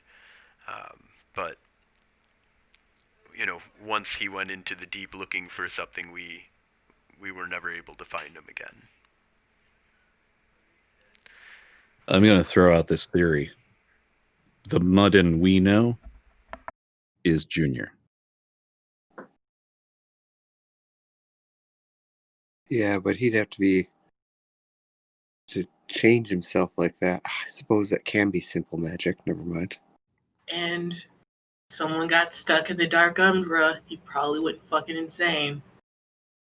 Yeah, my understanding is that trips to the Dark Umbra you don't come back from. Actually, I don't know that I do understand that, so never mind. Well, we were there, but briefly. We weren't there for long, and I remember I had to trank myself because of the insanity. Yeah. Oh, you guys actually So went there? smoothly. You guys are Yeah, it was pretty difficult. balls of steel over here. Crazy. I mean, I would be considering not going, but Well, we didn't know that's where we were going. So Oh, that's a lot of our missions, though, as you've probably figured out. Yeah, I nervously check my rifle, just like kind of like looking at it and like making sure. I look at Maxie. I'm like, does that theory make sense at all, or am I just completely off base? Like Muddin split off part of his mind and infected him, or something, or duplicated himself. The appearance as well, yeah. Yeah, that is an interesting theory. I wouldn't have to say now you've got me thinking, but I don't think so. It looks like, from what I'm seeing here, it looks like Muddin was interrogated before he was thrown into this abyss, and he kept him here for a reason, and he went to go do something after whatever he learned from Muddin.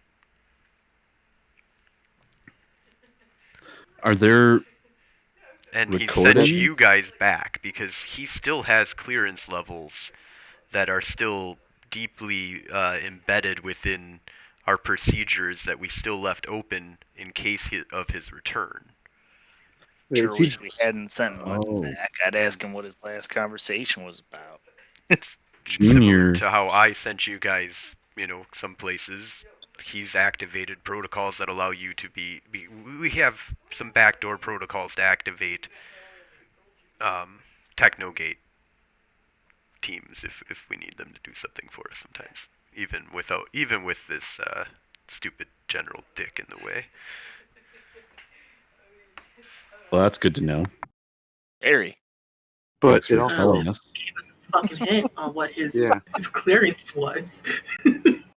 Here I've been talking about fucking Destiny, and it's just people fucking with the computer. David Muddin is a password on his clearance.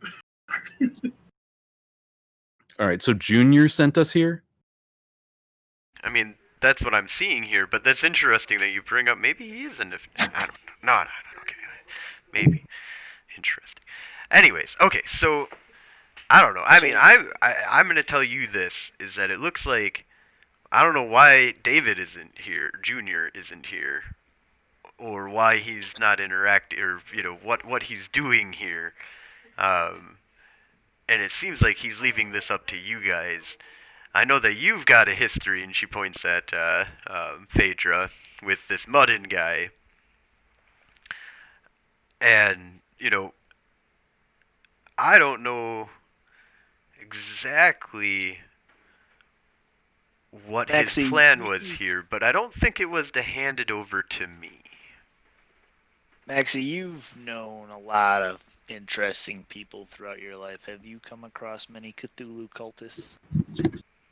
I mean, a little bit, yeah. Have you ever known a Cthulhu cultist to turn away from their beliefs after anything?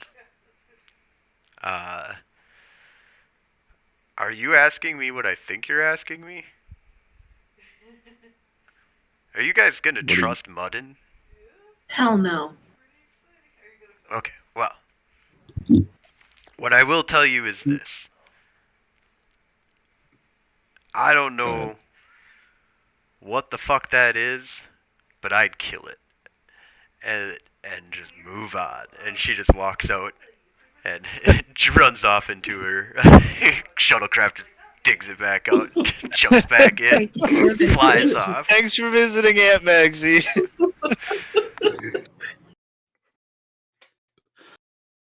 Well, that was fun. Gee, I hope she's at next year's Thanksgiving.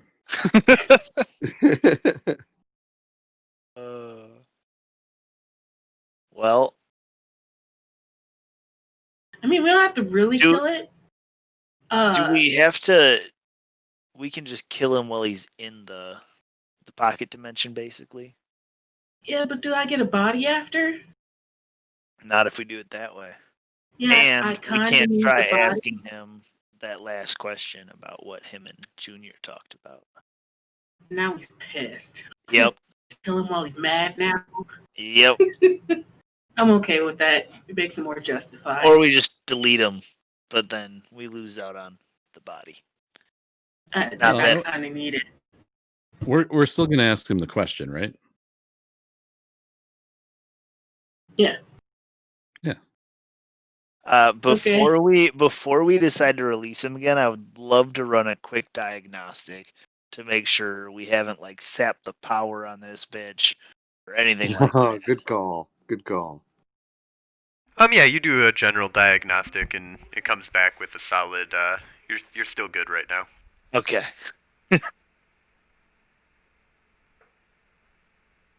Okay. Combat situation. How are we doing? Do I need to make more pills? I mean, if we have to interact with him directly, we failed You don't pretty fucking bad already. Like, because he's got the laser cage, then he's got the room, then he would We have interact with us. And 1050 cals, I believe. If Okay. he gets out of that laser cage, we're The laser fucked. cage. Yeah, the we're laser not cage is the going to big survive him escaping. one. Like, Unless he gets out of the really laser is all of a cage- sudden some nice guy, which, holy shit, I would love to be wrong. And No. I But no. wouldn't. I'd be so salty if he was Well, a nice person. He breaks out and then he's just like, all right, guys, so where are we going? I do feel bad though that if it was our GM's intention for us to let it go, shit. we're absolutely just like fuck that. Well, that'll probably throw me even more then. 'Cause I really don't believe that a Cthulhu cultist would change his mind. Well, but I also don't I mean, truly you understand could nothingness. You could genuinely. That's true. That be is true. oblivious, For destroy the 45 cult, years. and then just continue to do other bullshit because he's still in the I don't family. know. There's only one way to find out, though. He said he was like mostly dreaming. What if it was that dreaming where like you hit your snooze button and then you feel like you sleep for an hour, but then the snooze goes off again and it's only been 9 minutes. But it did that for 45 years. Like I could feel that being a Cthulhu level of, impact. Yeah. Now again, I'm not saying that I'm not arguing for him. I'm just arguing that is an impactful event. That's all I'm saying. I'm glad we're all empathizing with one So big turn. here's Okay, the wait, here's no. the- Halfway here's the through. deal. When he dies, I need to immediately take him to autopsy. Because that's all. All right, so I care about. Oh, I think the we probably conversation- won't have a body. Yeah. We probably won't have a body. Josh, this room in this facility kind of has fear level capabilities, right? Built into its computer systems. Yeah. And we can kind of access through these terminals, right? Yep. Okay.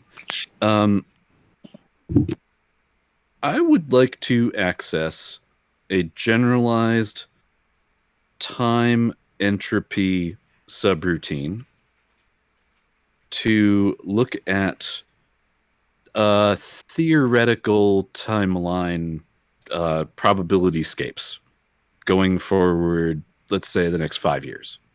Okay. So you're trying to like create probabilities for what in the next 5 years? I would assume they would have like given all the data that's inside the machines, it's like these are some general predictions for the next 5 years. Like, Packers are going to win the Super Bowl again.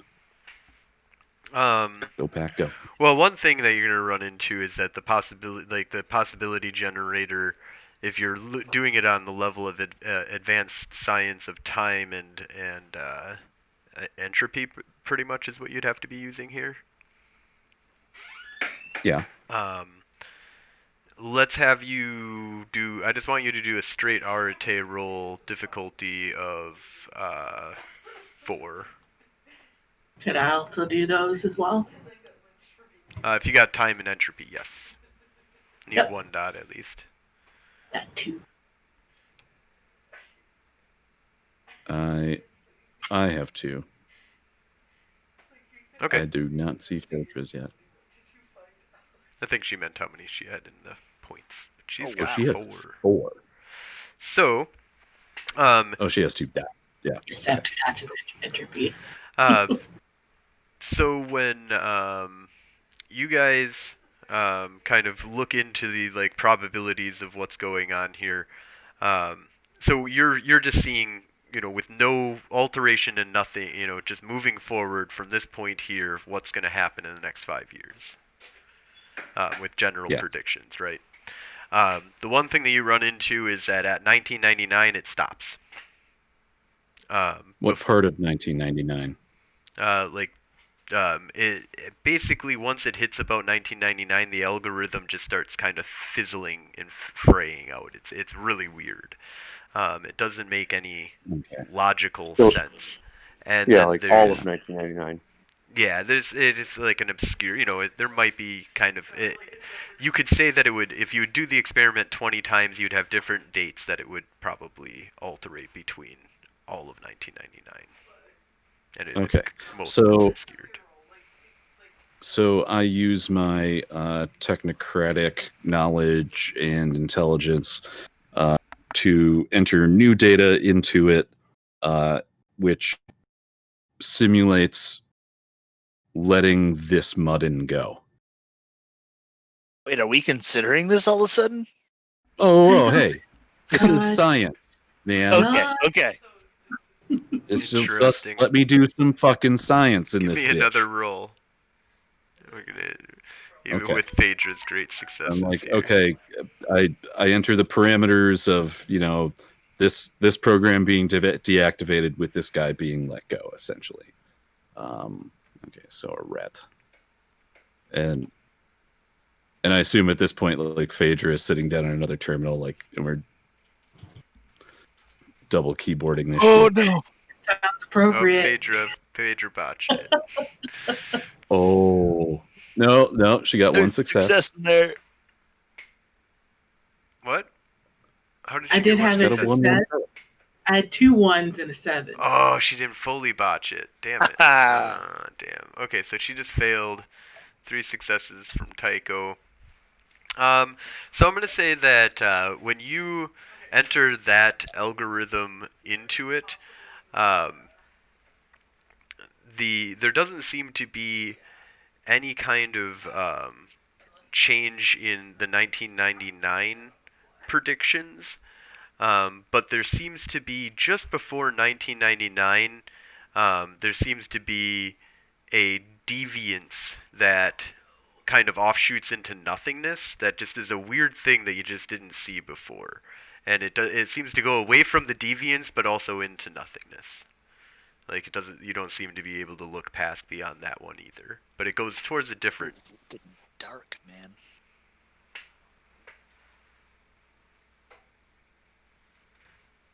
So What are you trying to do with this besides depress me, Tycho? Piss me Uh, off. So I put up using gesture magic. I bring up the two timeline predictions, and then I push them together, and I'm like,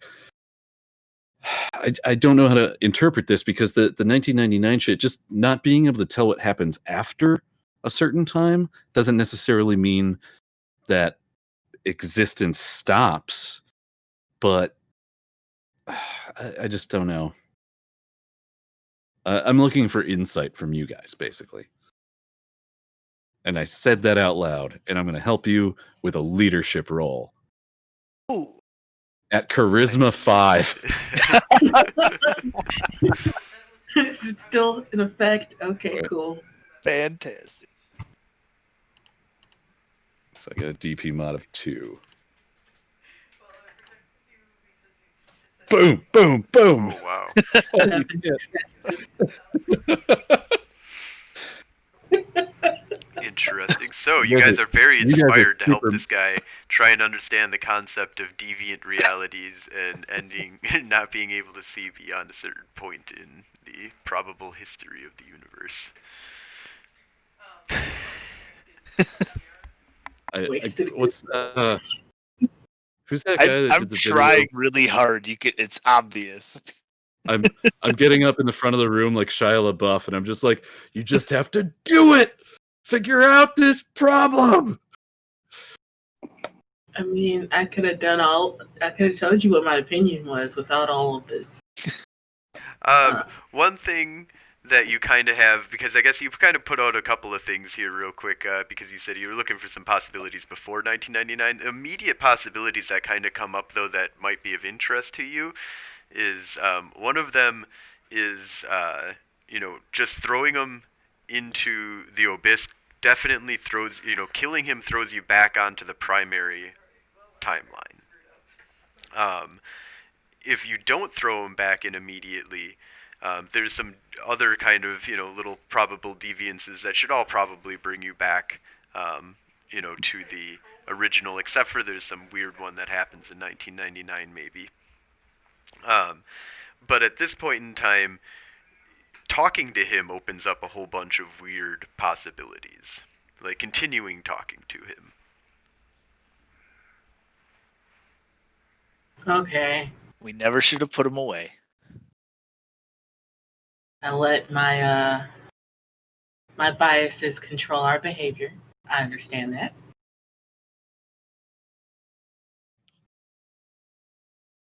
Well, the main thing So do we is kill him? we I mean, we're figured gonna out kill that him, but we gotta talk to him more. yeah, apparently we need to talk to him more, because that's the only way to open up the timelines that don't destroy the fucking universe, apparently. Should we keep the algorithm going and then while we talk and converse, Watch in and real then once we time? get to the point, yeah, where we're done talking, pop It's like it. if we can employ some time magic, like a cheating at your choose your own adventure. No, there's a Go Rick and back Morty and episode go like that, back. and it doesn't work. It doesn't work. All right, so that plans out. I'll suggest let's take turns. This guy's just in there.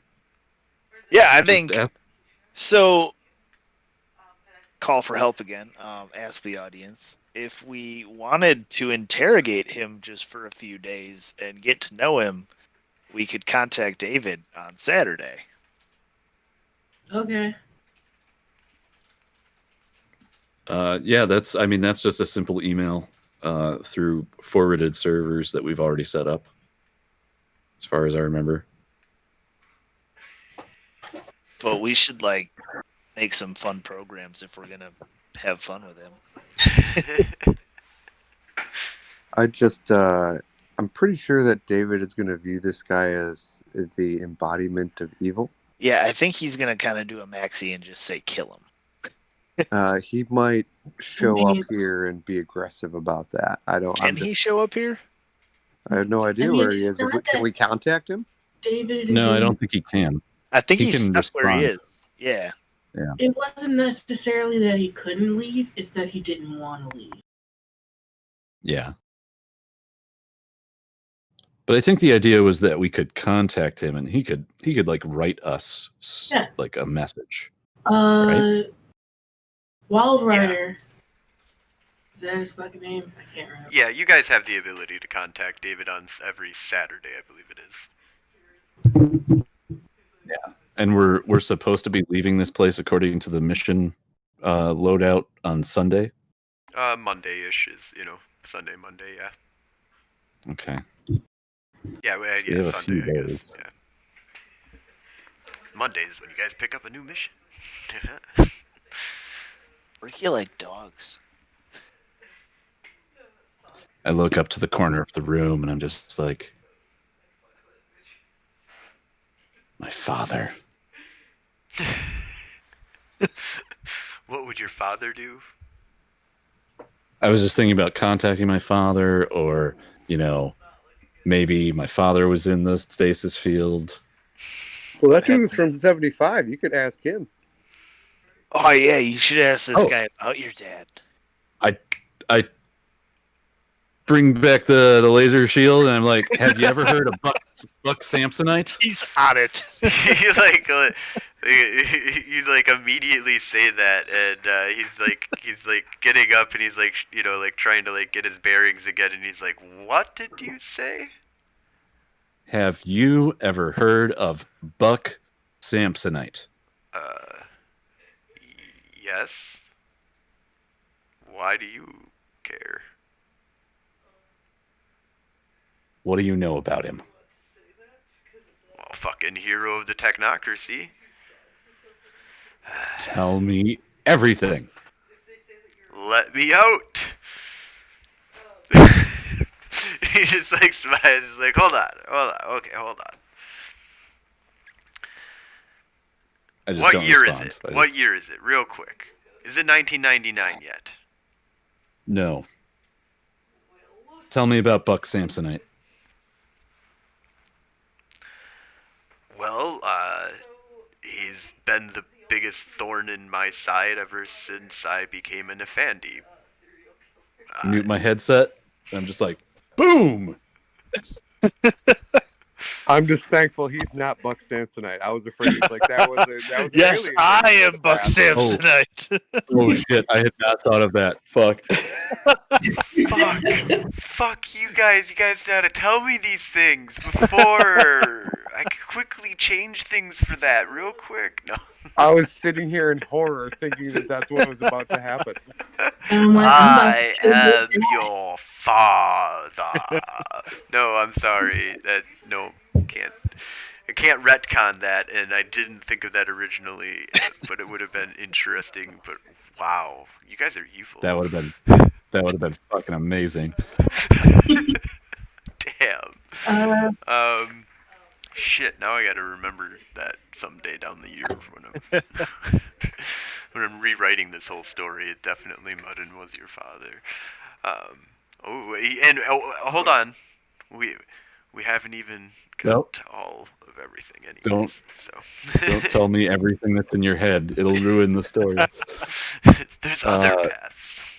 Anyways, so Robert, tell him because I don't want to talk to him. What was his conversation with David before you went under?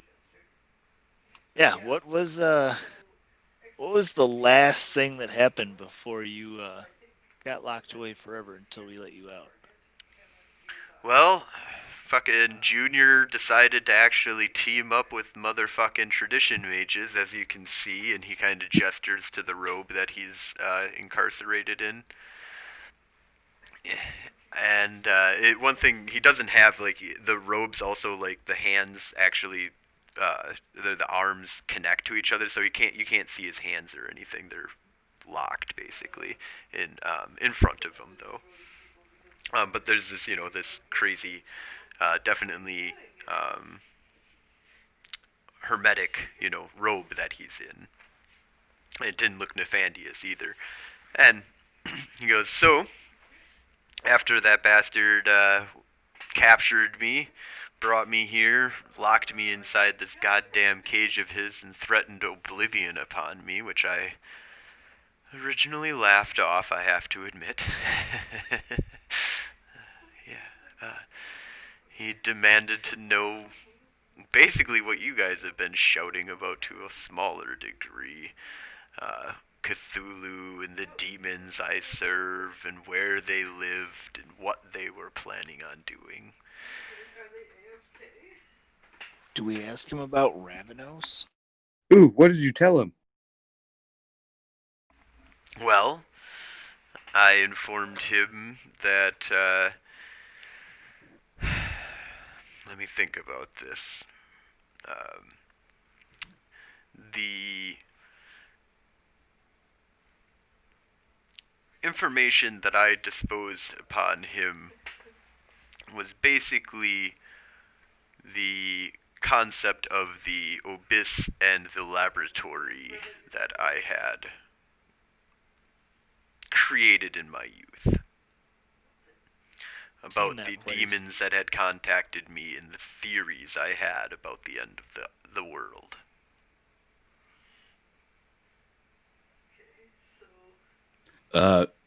Let's say that it was a very long year of conversations. Can I mess with him and see how he reacts? I ask, and I want to run this by you guys before actually doing it, but I want to hook up my laptop and kind of on the walls all around him project like as a 3D space his laboratory as we saw it. Oh, nice. We did scan the fuck out of that place. did? Yep. And I just kind of want to drop the casual, you mean this place? Interesting.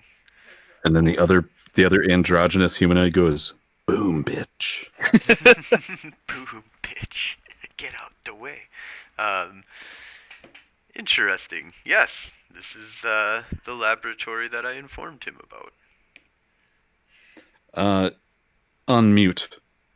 What was the evidence? Do we know the last time Muddin should have been there? Was it after 1975? Yeah, I thought it was like. I thought it was way more recent. Yeah. GM, do we know that? From my understanding is that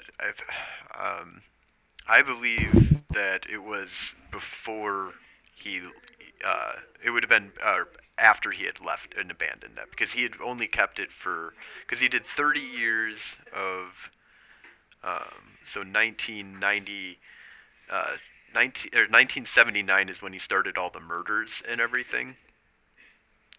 And then it was before that he had abandoned that lab and everything. This was the very, very beginnings of his origins, was that laboratory. And that after he abandoned it, he never went back to it. So we don't necessarily have evidence that he was there after he was captured here. Correct.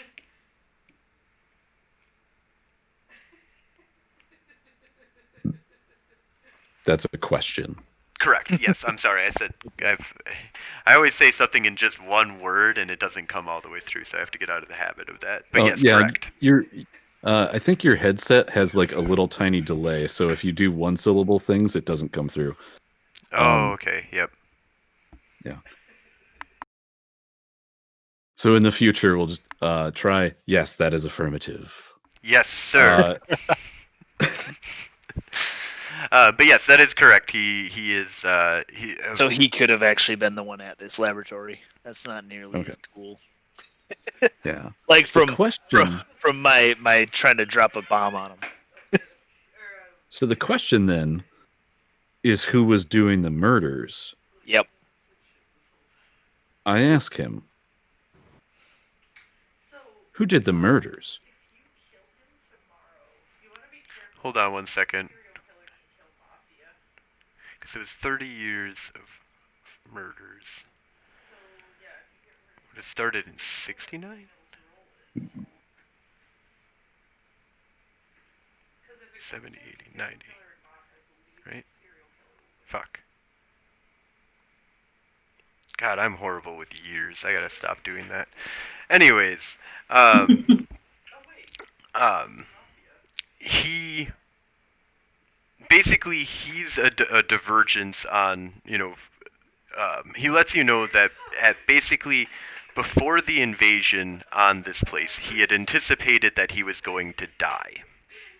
So he didn't believe that I'm basically the suicide mission of Muddin.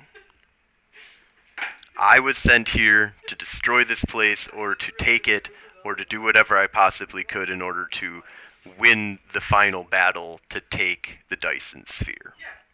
However, I failed and I was captured instead of being destroyed. Kind of because I wanted to be captured and didn't want to be destroyed. Yeah, how'd that go for you? Well, I mean, I'm here. Apparently, I'm not to 1999 yet, so we're not all dead yet. Stop saying shit like that. And we'd probably be able to still do stuff after 1999. That wouldn't be such a huge issue. Just suck. What's supposed to happen in 1999? Well, from my understanding is that there should be an awakening of some ancient powerful vampire, and with that, the chain reaction to the destruction of most of what we would consider, or at least a large chunk of the Umbra, what you would probably call the Dark Umbra, and send a shard of, or I guess you could say like a blanket of shards that will envelop and prevent us from being able to leave this planet. And then the true actions of, and then the release of my true masters will be at hand. How do we stop that great vampire from being risen?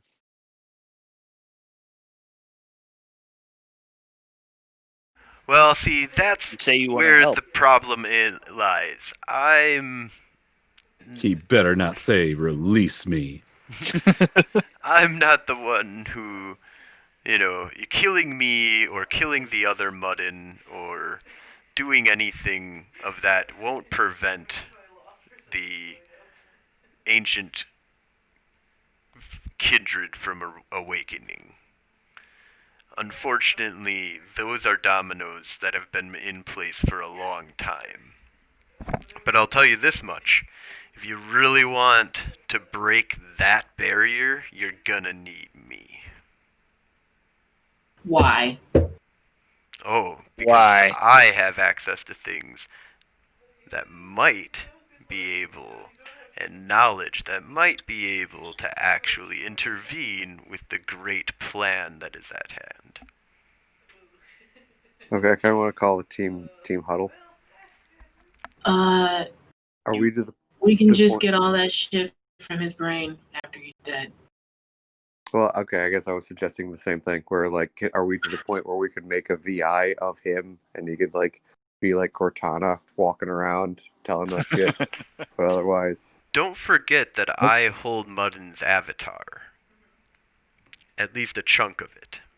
A great power you would have by keeping me alive and working with me. I look around like, what the fuck's an avatar? I don't Yeah. like that. That's the first smart thing I've heard him say. He's still connected. So he We're just gonna kill admitted to being connected to being a part of.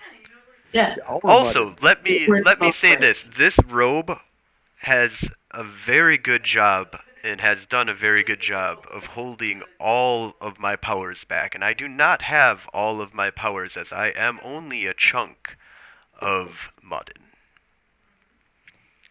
I am What? not a threat to you unless you release me from these robes. I am not asking for that. Unless I you am release it. only asking you to release me from this cage and not to send me back.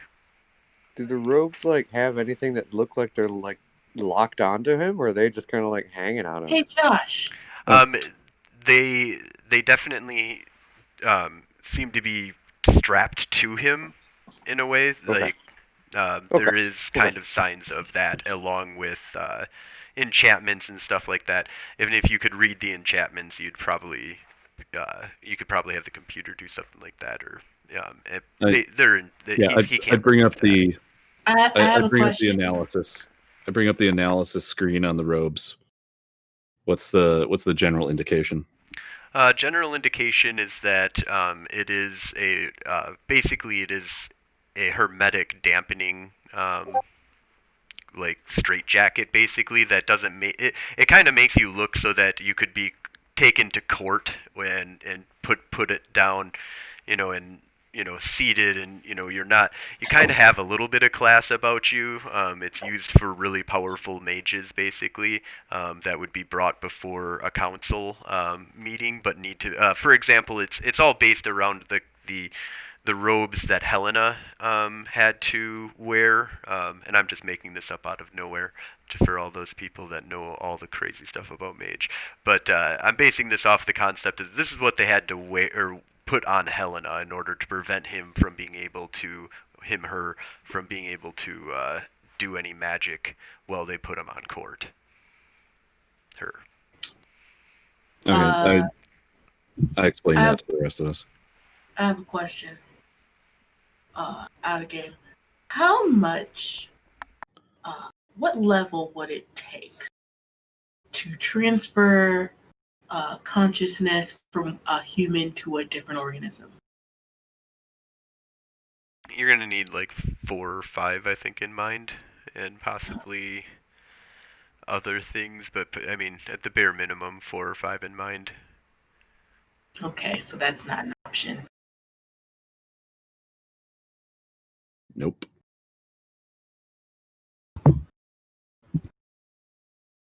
Getting there though. Got the crazy prime right now. Is there some way we can basically like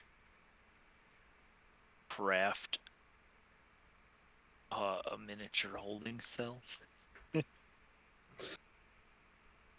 Yeah, you could. Actually, I mean, there's a bunch of other holding cells that are in here. This one is just extravagant. That we could take with us. Not in this holographic. It would dissipate by once left. Oh well. I mean, I guess you guys could do some. I would still say it's vulgar magic if you make something that could leave this room. Like everything you're doing right now True, is pretty yeah. coincidental because of where you're at. But I would say if you Okay. wanted to pull the Moriarty, you're gonna have to. You're gonna have to break some All right. laws of physics. So we're not considering taking him with us, right? No, not unless I could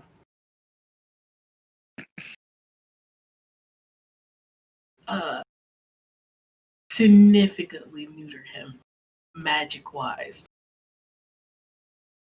But nope. oh shit. Two things. Number one, the entropy time process that's going on in the computer. Has it changed at all? Oh, you mean the like prediction of the future kind of thing? Yeah, the time predictive algorithm. It seems to be that it's gone into a state of flux that there is no time in front of you in the next 3 seconds. Like it seems that just all of a sudden has gone into like I don't know, the universe is all of a sudden unraveled, and you're at As a we point of seem super possibilities. important. Okay. So going back to the previous version of that algorithm, I start a random generator of possible actions that expands the percentage of timelines that result in us not going off into oblivion. Like just have the computer throw things at it. So you're trying to pull like a fucking Doctor. I am pointing Dr. my Strange. fucking screwdriver at it. You're like, tell me. Tell me what to do, computer. I'm unfortunately going to say that everything kind of comes down to you. There's too much unknown at this point in time. But is the general idea that if we kill him in this place, time ends in 1999? Yeah, I mean you go back on the normal track of what's what standardly is Time considered becomes the so normal chaotic crime that limit. it just Yeah. blahs out in 99. Right, but yeah, it doesn't mean that necessarily that the end of the world is 1999. Just that all predictions of what is possible beyond that point is gone at this point. It is a proper singularity. Right. And that but what you're kind of seeing right now is that the singularity is actually currently 3 seconds ahead of you. It's just No the computer pressure. being No wonky. pressure. Okay, other thing. Wit's werewolf lore. Is there a werewolf way to deal with this?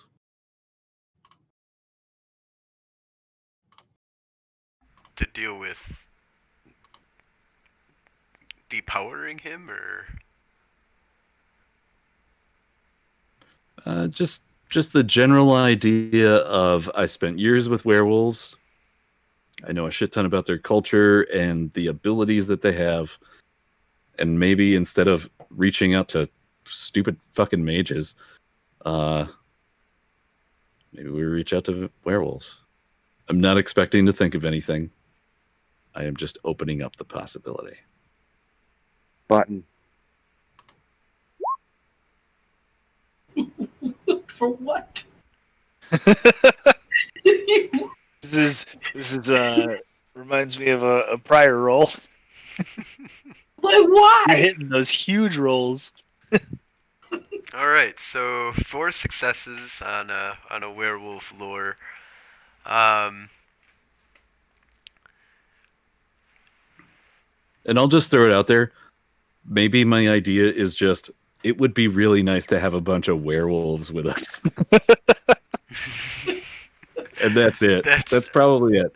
I would say that yeah, at this point, the only thing that you can kind of I'm going to give you this from your werewolf lore because it's not necessarily it's kind of the spiritual aspects of the werewolf stuff that you're going to be touching into right now because avatar is not a very strong word for you, and not necessarily even for werewolves, but the concept of spirituality and the tie that those two have to each other. There might be a way to destroy this Muddin and make it go all the way through and connect through and kill the other Muddin at the same exact time. What? Like, Just like because you've got a part of his soul here, if you can just destroy his soul, then his avatar altogether, then you might be able to kill all copies. It's in like an entangled. Could I? Yeah. Could so I mute my headset and I tell them that, like, maybe we can kill the other mud.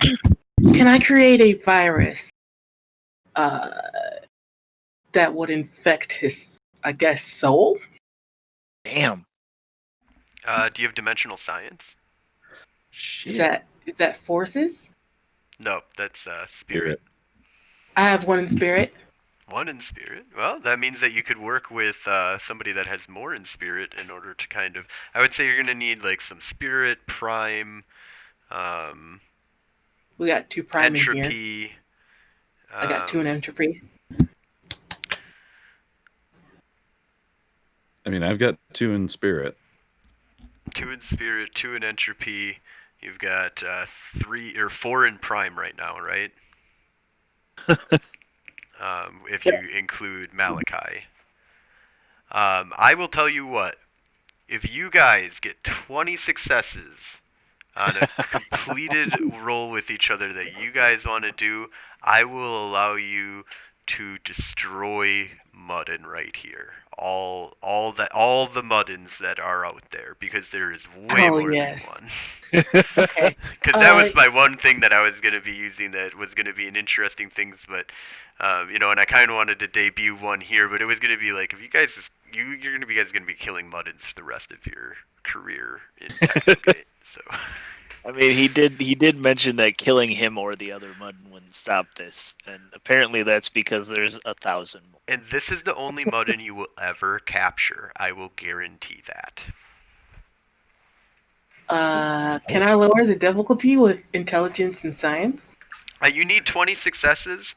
You will have to do a roll for every time that you want to lower the difficulty on a new roll, which is the proper way of doing it, because this is a big thing, so I'm going to have you do some actual rolls here. We are coming up on 10 o'clock, though. We're past 10 o'clock. It's 10:04 right now. Boy, this is something special. I can waste the time. So, but basically, if you want to lower the difficulty, you're only going to lower it for yourself, and you can do your whatever actions that you want to do. Any botches on any of these things are botches, though.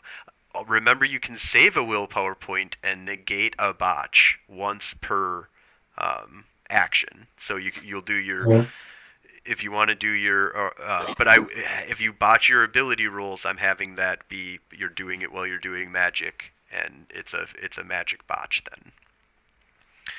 Okay. So, what are the general difficulties going to be? So what we're going to be doing is Prime 4 is the base one that you guys are going to be using all of this off of, basically.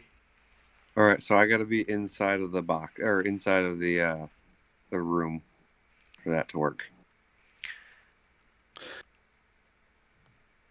And then, shit! I kind of don't want to, but I kind of have to. I enter the possibility into the time and entropy procedure. so base difficulty is 7. If you enter this into the procedure, the whole computer like that terminal just kind of reboots, and it's just like, don't do that again. You broke reality. Yeah. This isn't supposed to happen. Oh no! It just tried to divide by 0. That's Yeah, it's fine. that's not the end of the universe. But look yeah, if you around guys and want to like- do this, then it would be base difficulty Fuck it. is 7. You guys can use quiescence to lower that difficulty. You can use abilities to lower that difficulty, and we'll do it one full time. You guys can do all of your rolls, just kind of throw them out there and keep track of your rolls. But we'll do one set. You don't have to do abilities to lower the difficulty. But I will basically for this. Before we get into the rolls, though, I just need to hear what you guys are physically kind of doing in order to know, and kind of let me know what if you're going to be using an ability, what the ability is and what the attribute you're thinking. Intelligence hypertech. Intelligence science. So I'm at a terminal. She's in the lab. Yep. I'm going through all of my algorithms and previous cultures on bacteria and viruses, splicing them. Okay. Robert? To be honest, I don't think I have much of a role to play in making this. No, because we have to destroy all of his minds. Oh, okay. Oh, that's a good one too. Mind, yeah. Yeah. All right. In that case, And in some interpretations, minds are not affected by correspondence. You are in to the other month. shit. All right. In that case, then,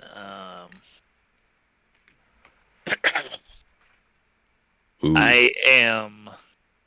meditation.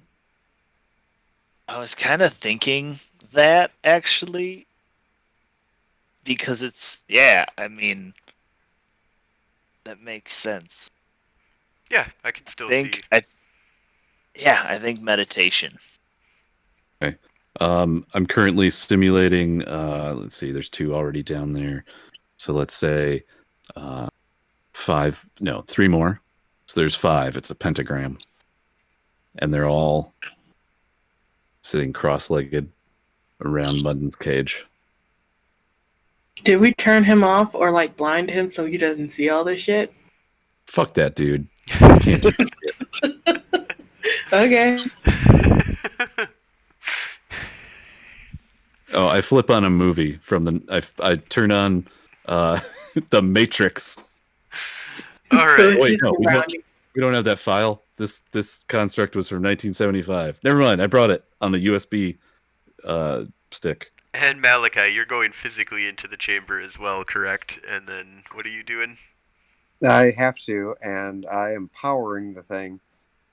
So, I guess in this scenario, I'm either running around patching wires together, or I am, which is kind of weird in a place that's fabricated, or I'm on a terminal that just is there and is allowing me to hammer away, diverting power from wherever. But yes, I'm on Prime 4, but I need to be in here to do that. Yep. Okay.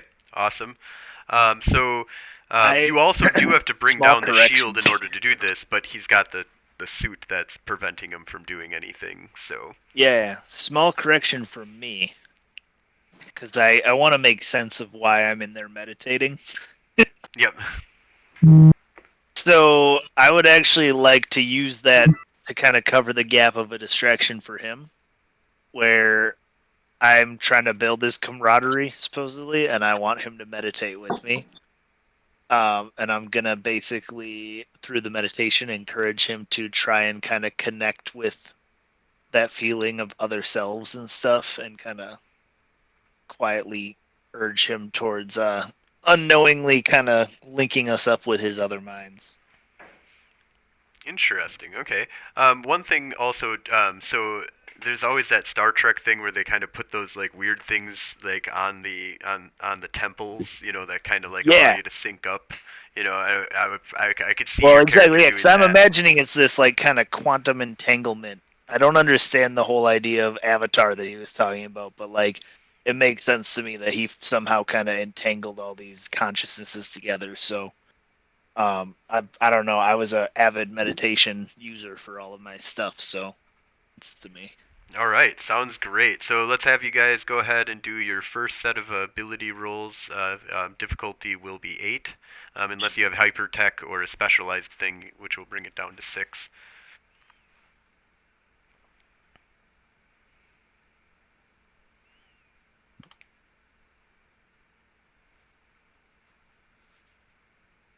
They want to do this right the first time, so I can use a willpower right away. Remember, you that can just- use the willpower right away, but if you get a 1 and no successes, you're still fine. You get a failure. But if you get 2 1s and no successes, that you need to roll a 1 and not have any botches in the end, basically.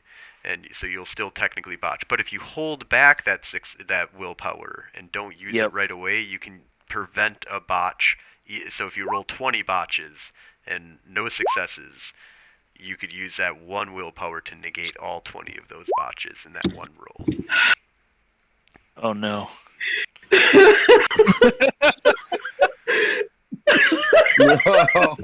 Phaedra, did you use a willpower? I don't think I heard you say you used a willpower. I did not use a willpower. All right, so use a willpower, negate that botch, and go to a failure. Your rolls are now +1 for difficulty, so you're at difficulty 8 from here on out. And you do not get to make an avatar roll this roll. So looks like you'll be you can only get -3 on your difficulty, so the lowest you guys can go down to is 4. Yeah, because your base is 7. So looks like Robert has a difficulty of 4 in his avatar roll. I have what? Arate? Arate. I rolled a 4 on my yep. intelligence hypertech as well. Oh, yep. So yep, your difficulty 4 as well for your avatar. Okay. And then we're just needing Malachi. Yeah, Uh, I did it, but apparently I hit enter instead of submit, and then it just took it away and it didn't roll it. Yeah. I hate when that happens. If Malachi is doing mostly prime magic, so What is my that? focus for prime is my father's gun, Oh yeah. and my father's gun belt is a level 4 background thing. Can I lend that to him? It might Yeah. not be in his paradigm. Well, actually, I don't know. Yeah, I guess you'd have to ask him that. Would he like that? Yeah, so before you go out there, Malachi, do you want this super duper laser gun to focus the primal energy of the universe? By the way, what time do you have to leave, Amber? I would say 10:20. Okay, so we got it. Okay, we Yeah, got let's 5 hurry minutes. up and start rolling. All right. So just an ret roll for me. Yep. Go ahead and do your ret. It looks like Malachi's Yep. didn't come through properly. Level 4. I'll figure it out here. Hold on. All right, go ahead and with Robert. Looks like you got 2 successes there. Yes, I have 2. If this doesn't work, I'll just roll a ret. 2. So still wow. 2 successes on your action roll. Yeah. It is. And 2 successes there. All right, so you guys can continue. Or Malachi needs to make a ret roll here. Yep, I'm 1 step behind, but I will catch up shortly. With 2, does that take it? What does that take it down to? 6. 2 would bring it down 5? to 5. 5. 5. Thank you. And that brings me up to speed Okay. with a total Wait, of so should I have a 4. difficulty of 3? No, lowest you can go is 4. Oh, you okay. can only minus 3 on Okay. on a base difficulty. So 4, 5, 6, 7, 8. You guys are at 8 successes. Go ahead and do another ability roll Okay. It's, if you want, or you can just do a straight ret. But difficulty is 7 on the ret. Base difficulty, or well, difficulty for Amber is still base 7, but your roll will be difficulty 8 for your. Yeah. You get a +1. So I'm going to spend a willpower on my Spend a ability roll. willpower. My ability roll too. Crap. Don't Oh! ignore that one. It Aw. sucks. Damn. Because I didn't put 8. You still get 4 successes with that roll. I mean, it's up to Josh if he wants to count it. Go ahead and roll one more It's the right d8 and just roll a d8 and from the roller thing because you did because you have 8 right instead of 7. 8 or you should have 8 dice. What you're saying instead No, of 7. difficulty. No, the Oh, mod. difficulty 8. Oh, with Oh, the difficulty 8. If that's the case, there then 1, 2, 3, 4. Yeah, you still got 4 successes. I'll allow that. Okay. So difficulty on your ret roll will be 4. 4. I failed. I'm gonna. Got 1 success. All right. So failure means that the magic difficulty will go up for you. You don't get an ret roll. So we need Just Tycho's my ret ret. roll and Malachi's ret roll. All right, here goes my ret roll. I spent a quintessence on this to drop it to 4. Okay. No, to 5. Okay. Oh yeah. Looks like just leaving 3, and that's on the magical. 4. You guys are getting So on my ability, sorry. On my ability roll, I actually got 4 successes. Mm-hmm. So I should be at difficulty 4 for my arret. Yep. Because the lowest you can go is 4. Yep. And I will spend a willpower on this.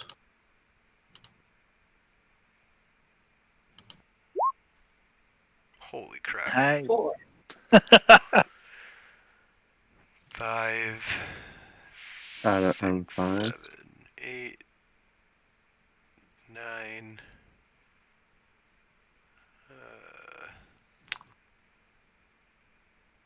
We're getting Guilt close. because he's starting to notice you guys are acting funny.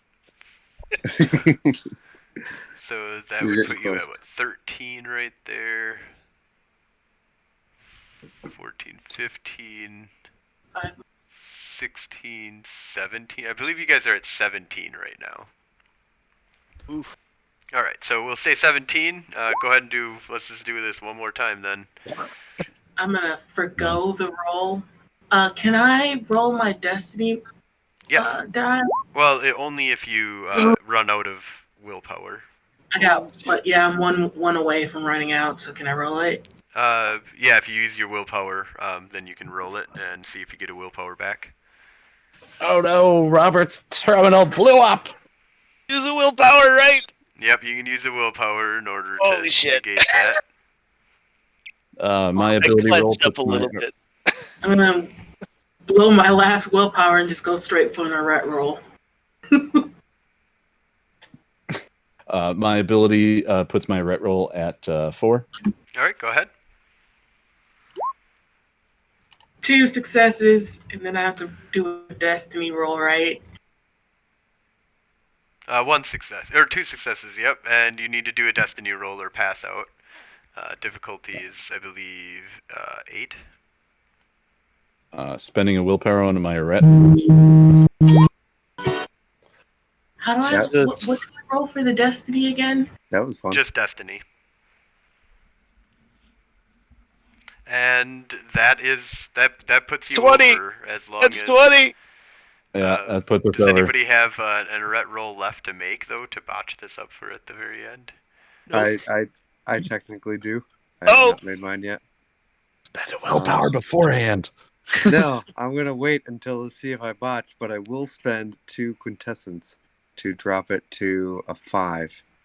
But I'm just gonna roll straight arret at a 5. All right. My pattern went from bright to I am almost out of You are quintessence. straight. All right, there it That'll do is. That's the end game is that he fills up with a bright light. It shoots out of his mouth. He screams, and the robe bursts into flames. And there's like a pulse that just like shoots out, kind of like overtakes you, drops you down, and you can kind of just feel like there's just this weird, you had to be kind of connected. There's not everybody feeling this, but like it kind of like emanates out, and you because you're affected by this wave, you can kind of feel the screamings of about 100 or so muddins that slowly die as this like wave makes its way at more than hyper speed back to Earth, and then finally like wipes through Earth, and you just kind of feel like a whole bunch of muddins die at one time. Holy shit. That was I'm unbelievable. satisfied. Yay! And that is the end. We will. Technocracy, go! Oh, I also I'm taking the body back for research. Yeah, you guys get a body. Oh, we get a body. Fun times. It's all fried and frizzled and fucked up, but yeah, you get some charred remains and a Had like scanners. destroyed robe. And awesome. Well, thank you all for coming, and thank you all for watching. You guys have a great one, and we'll be back next Monday. Good night, everybody. Good night.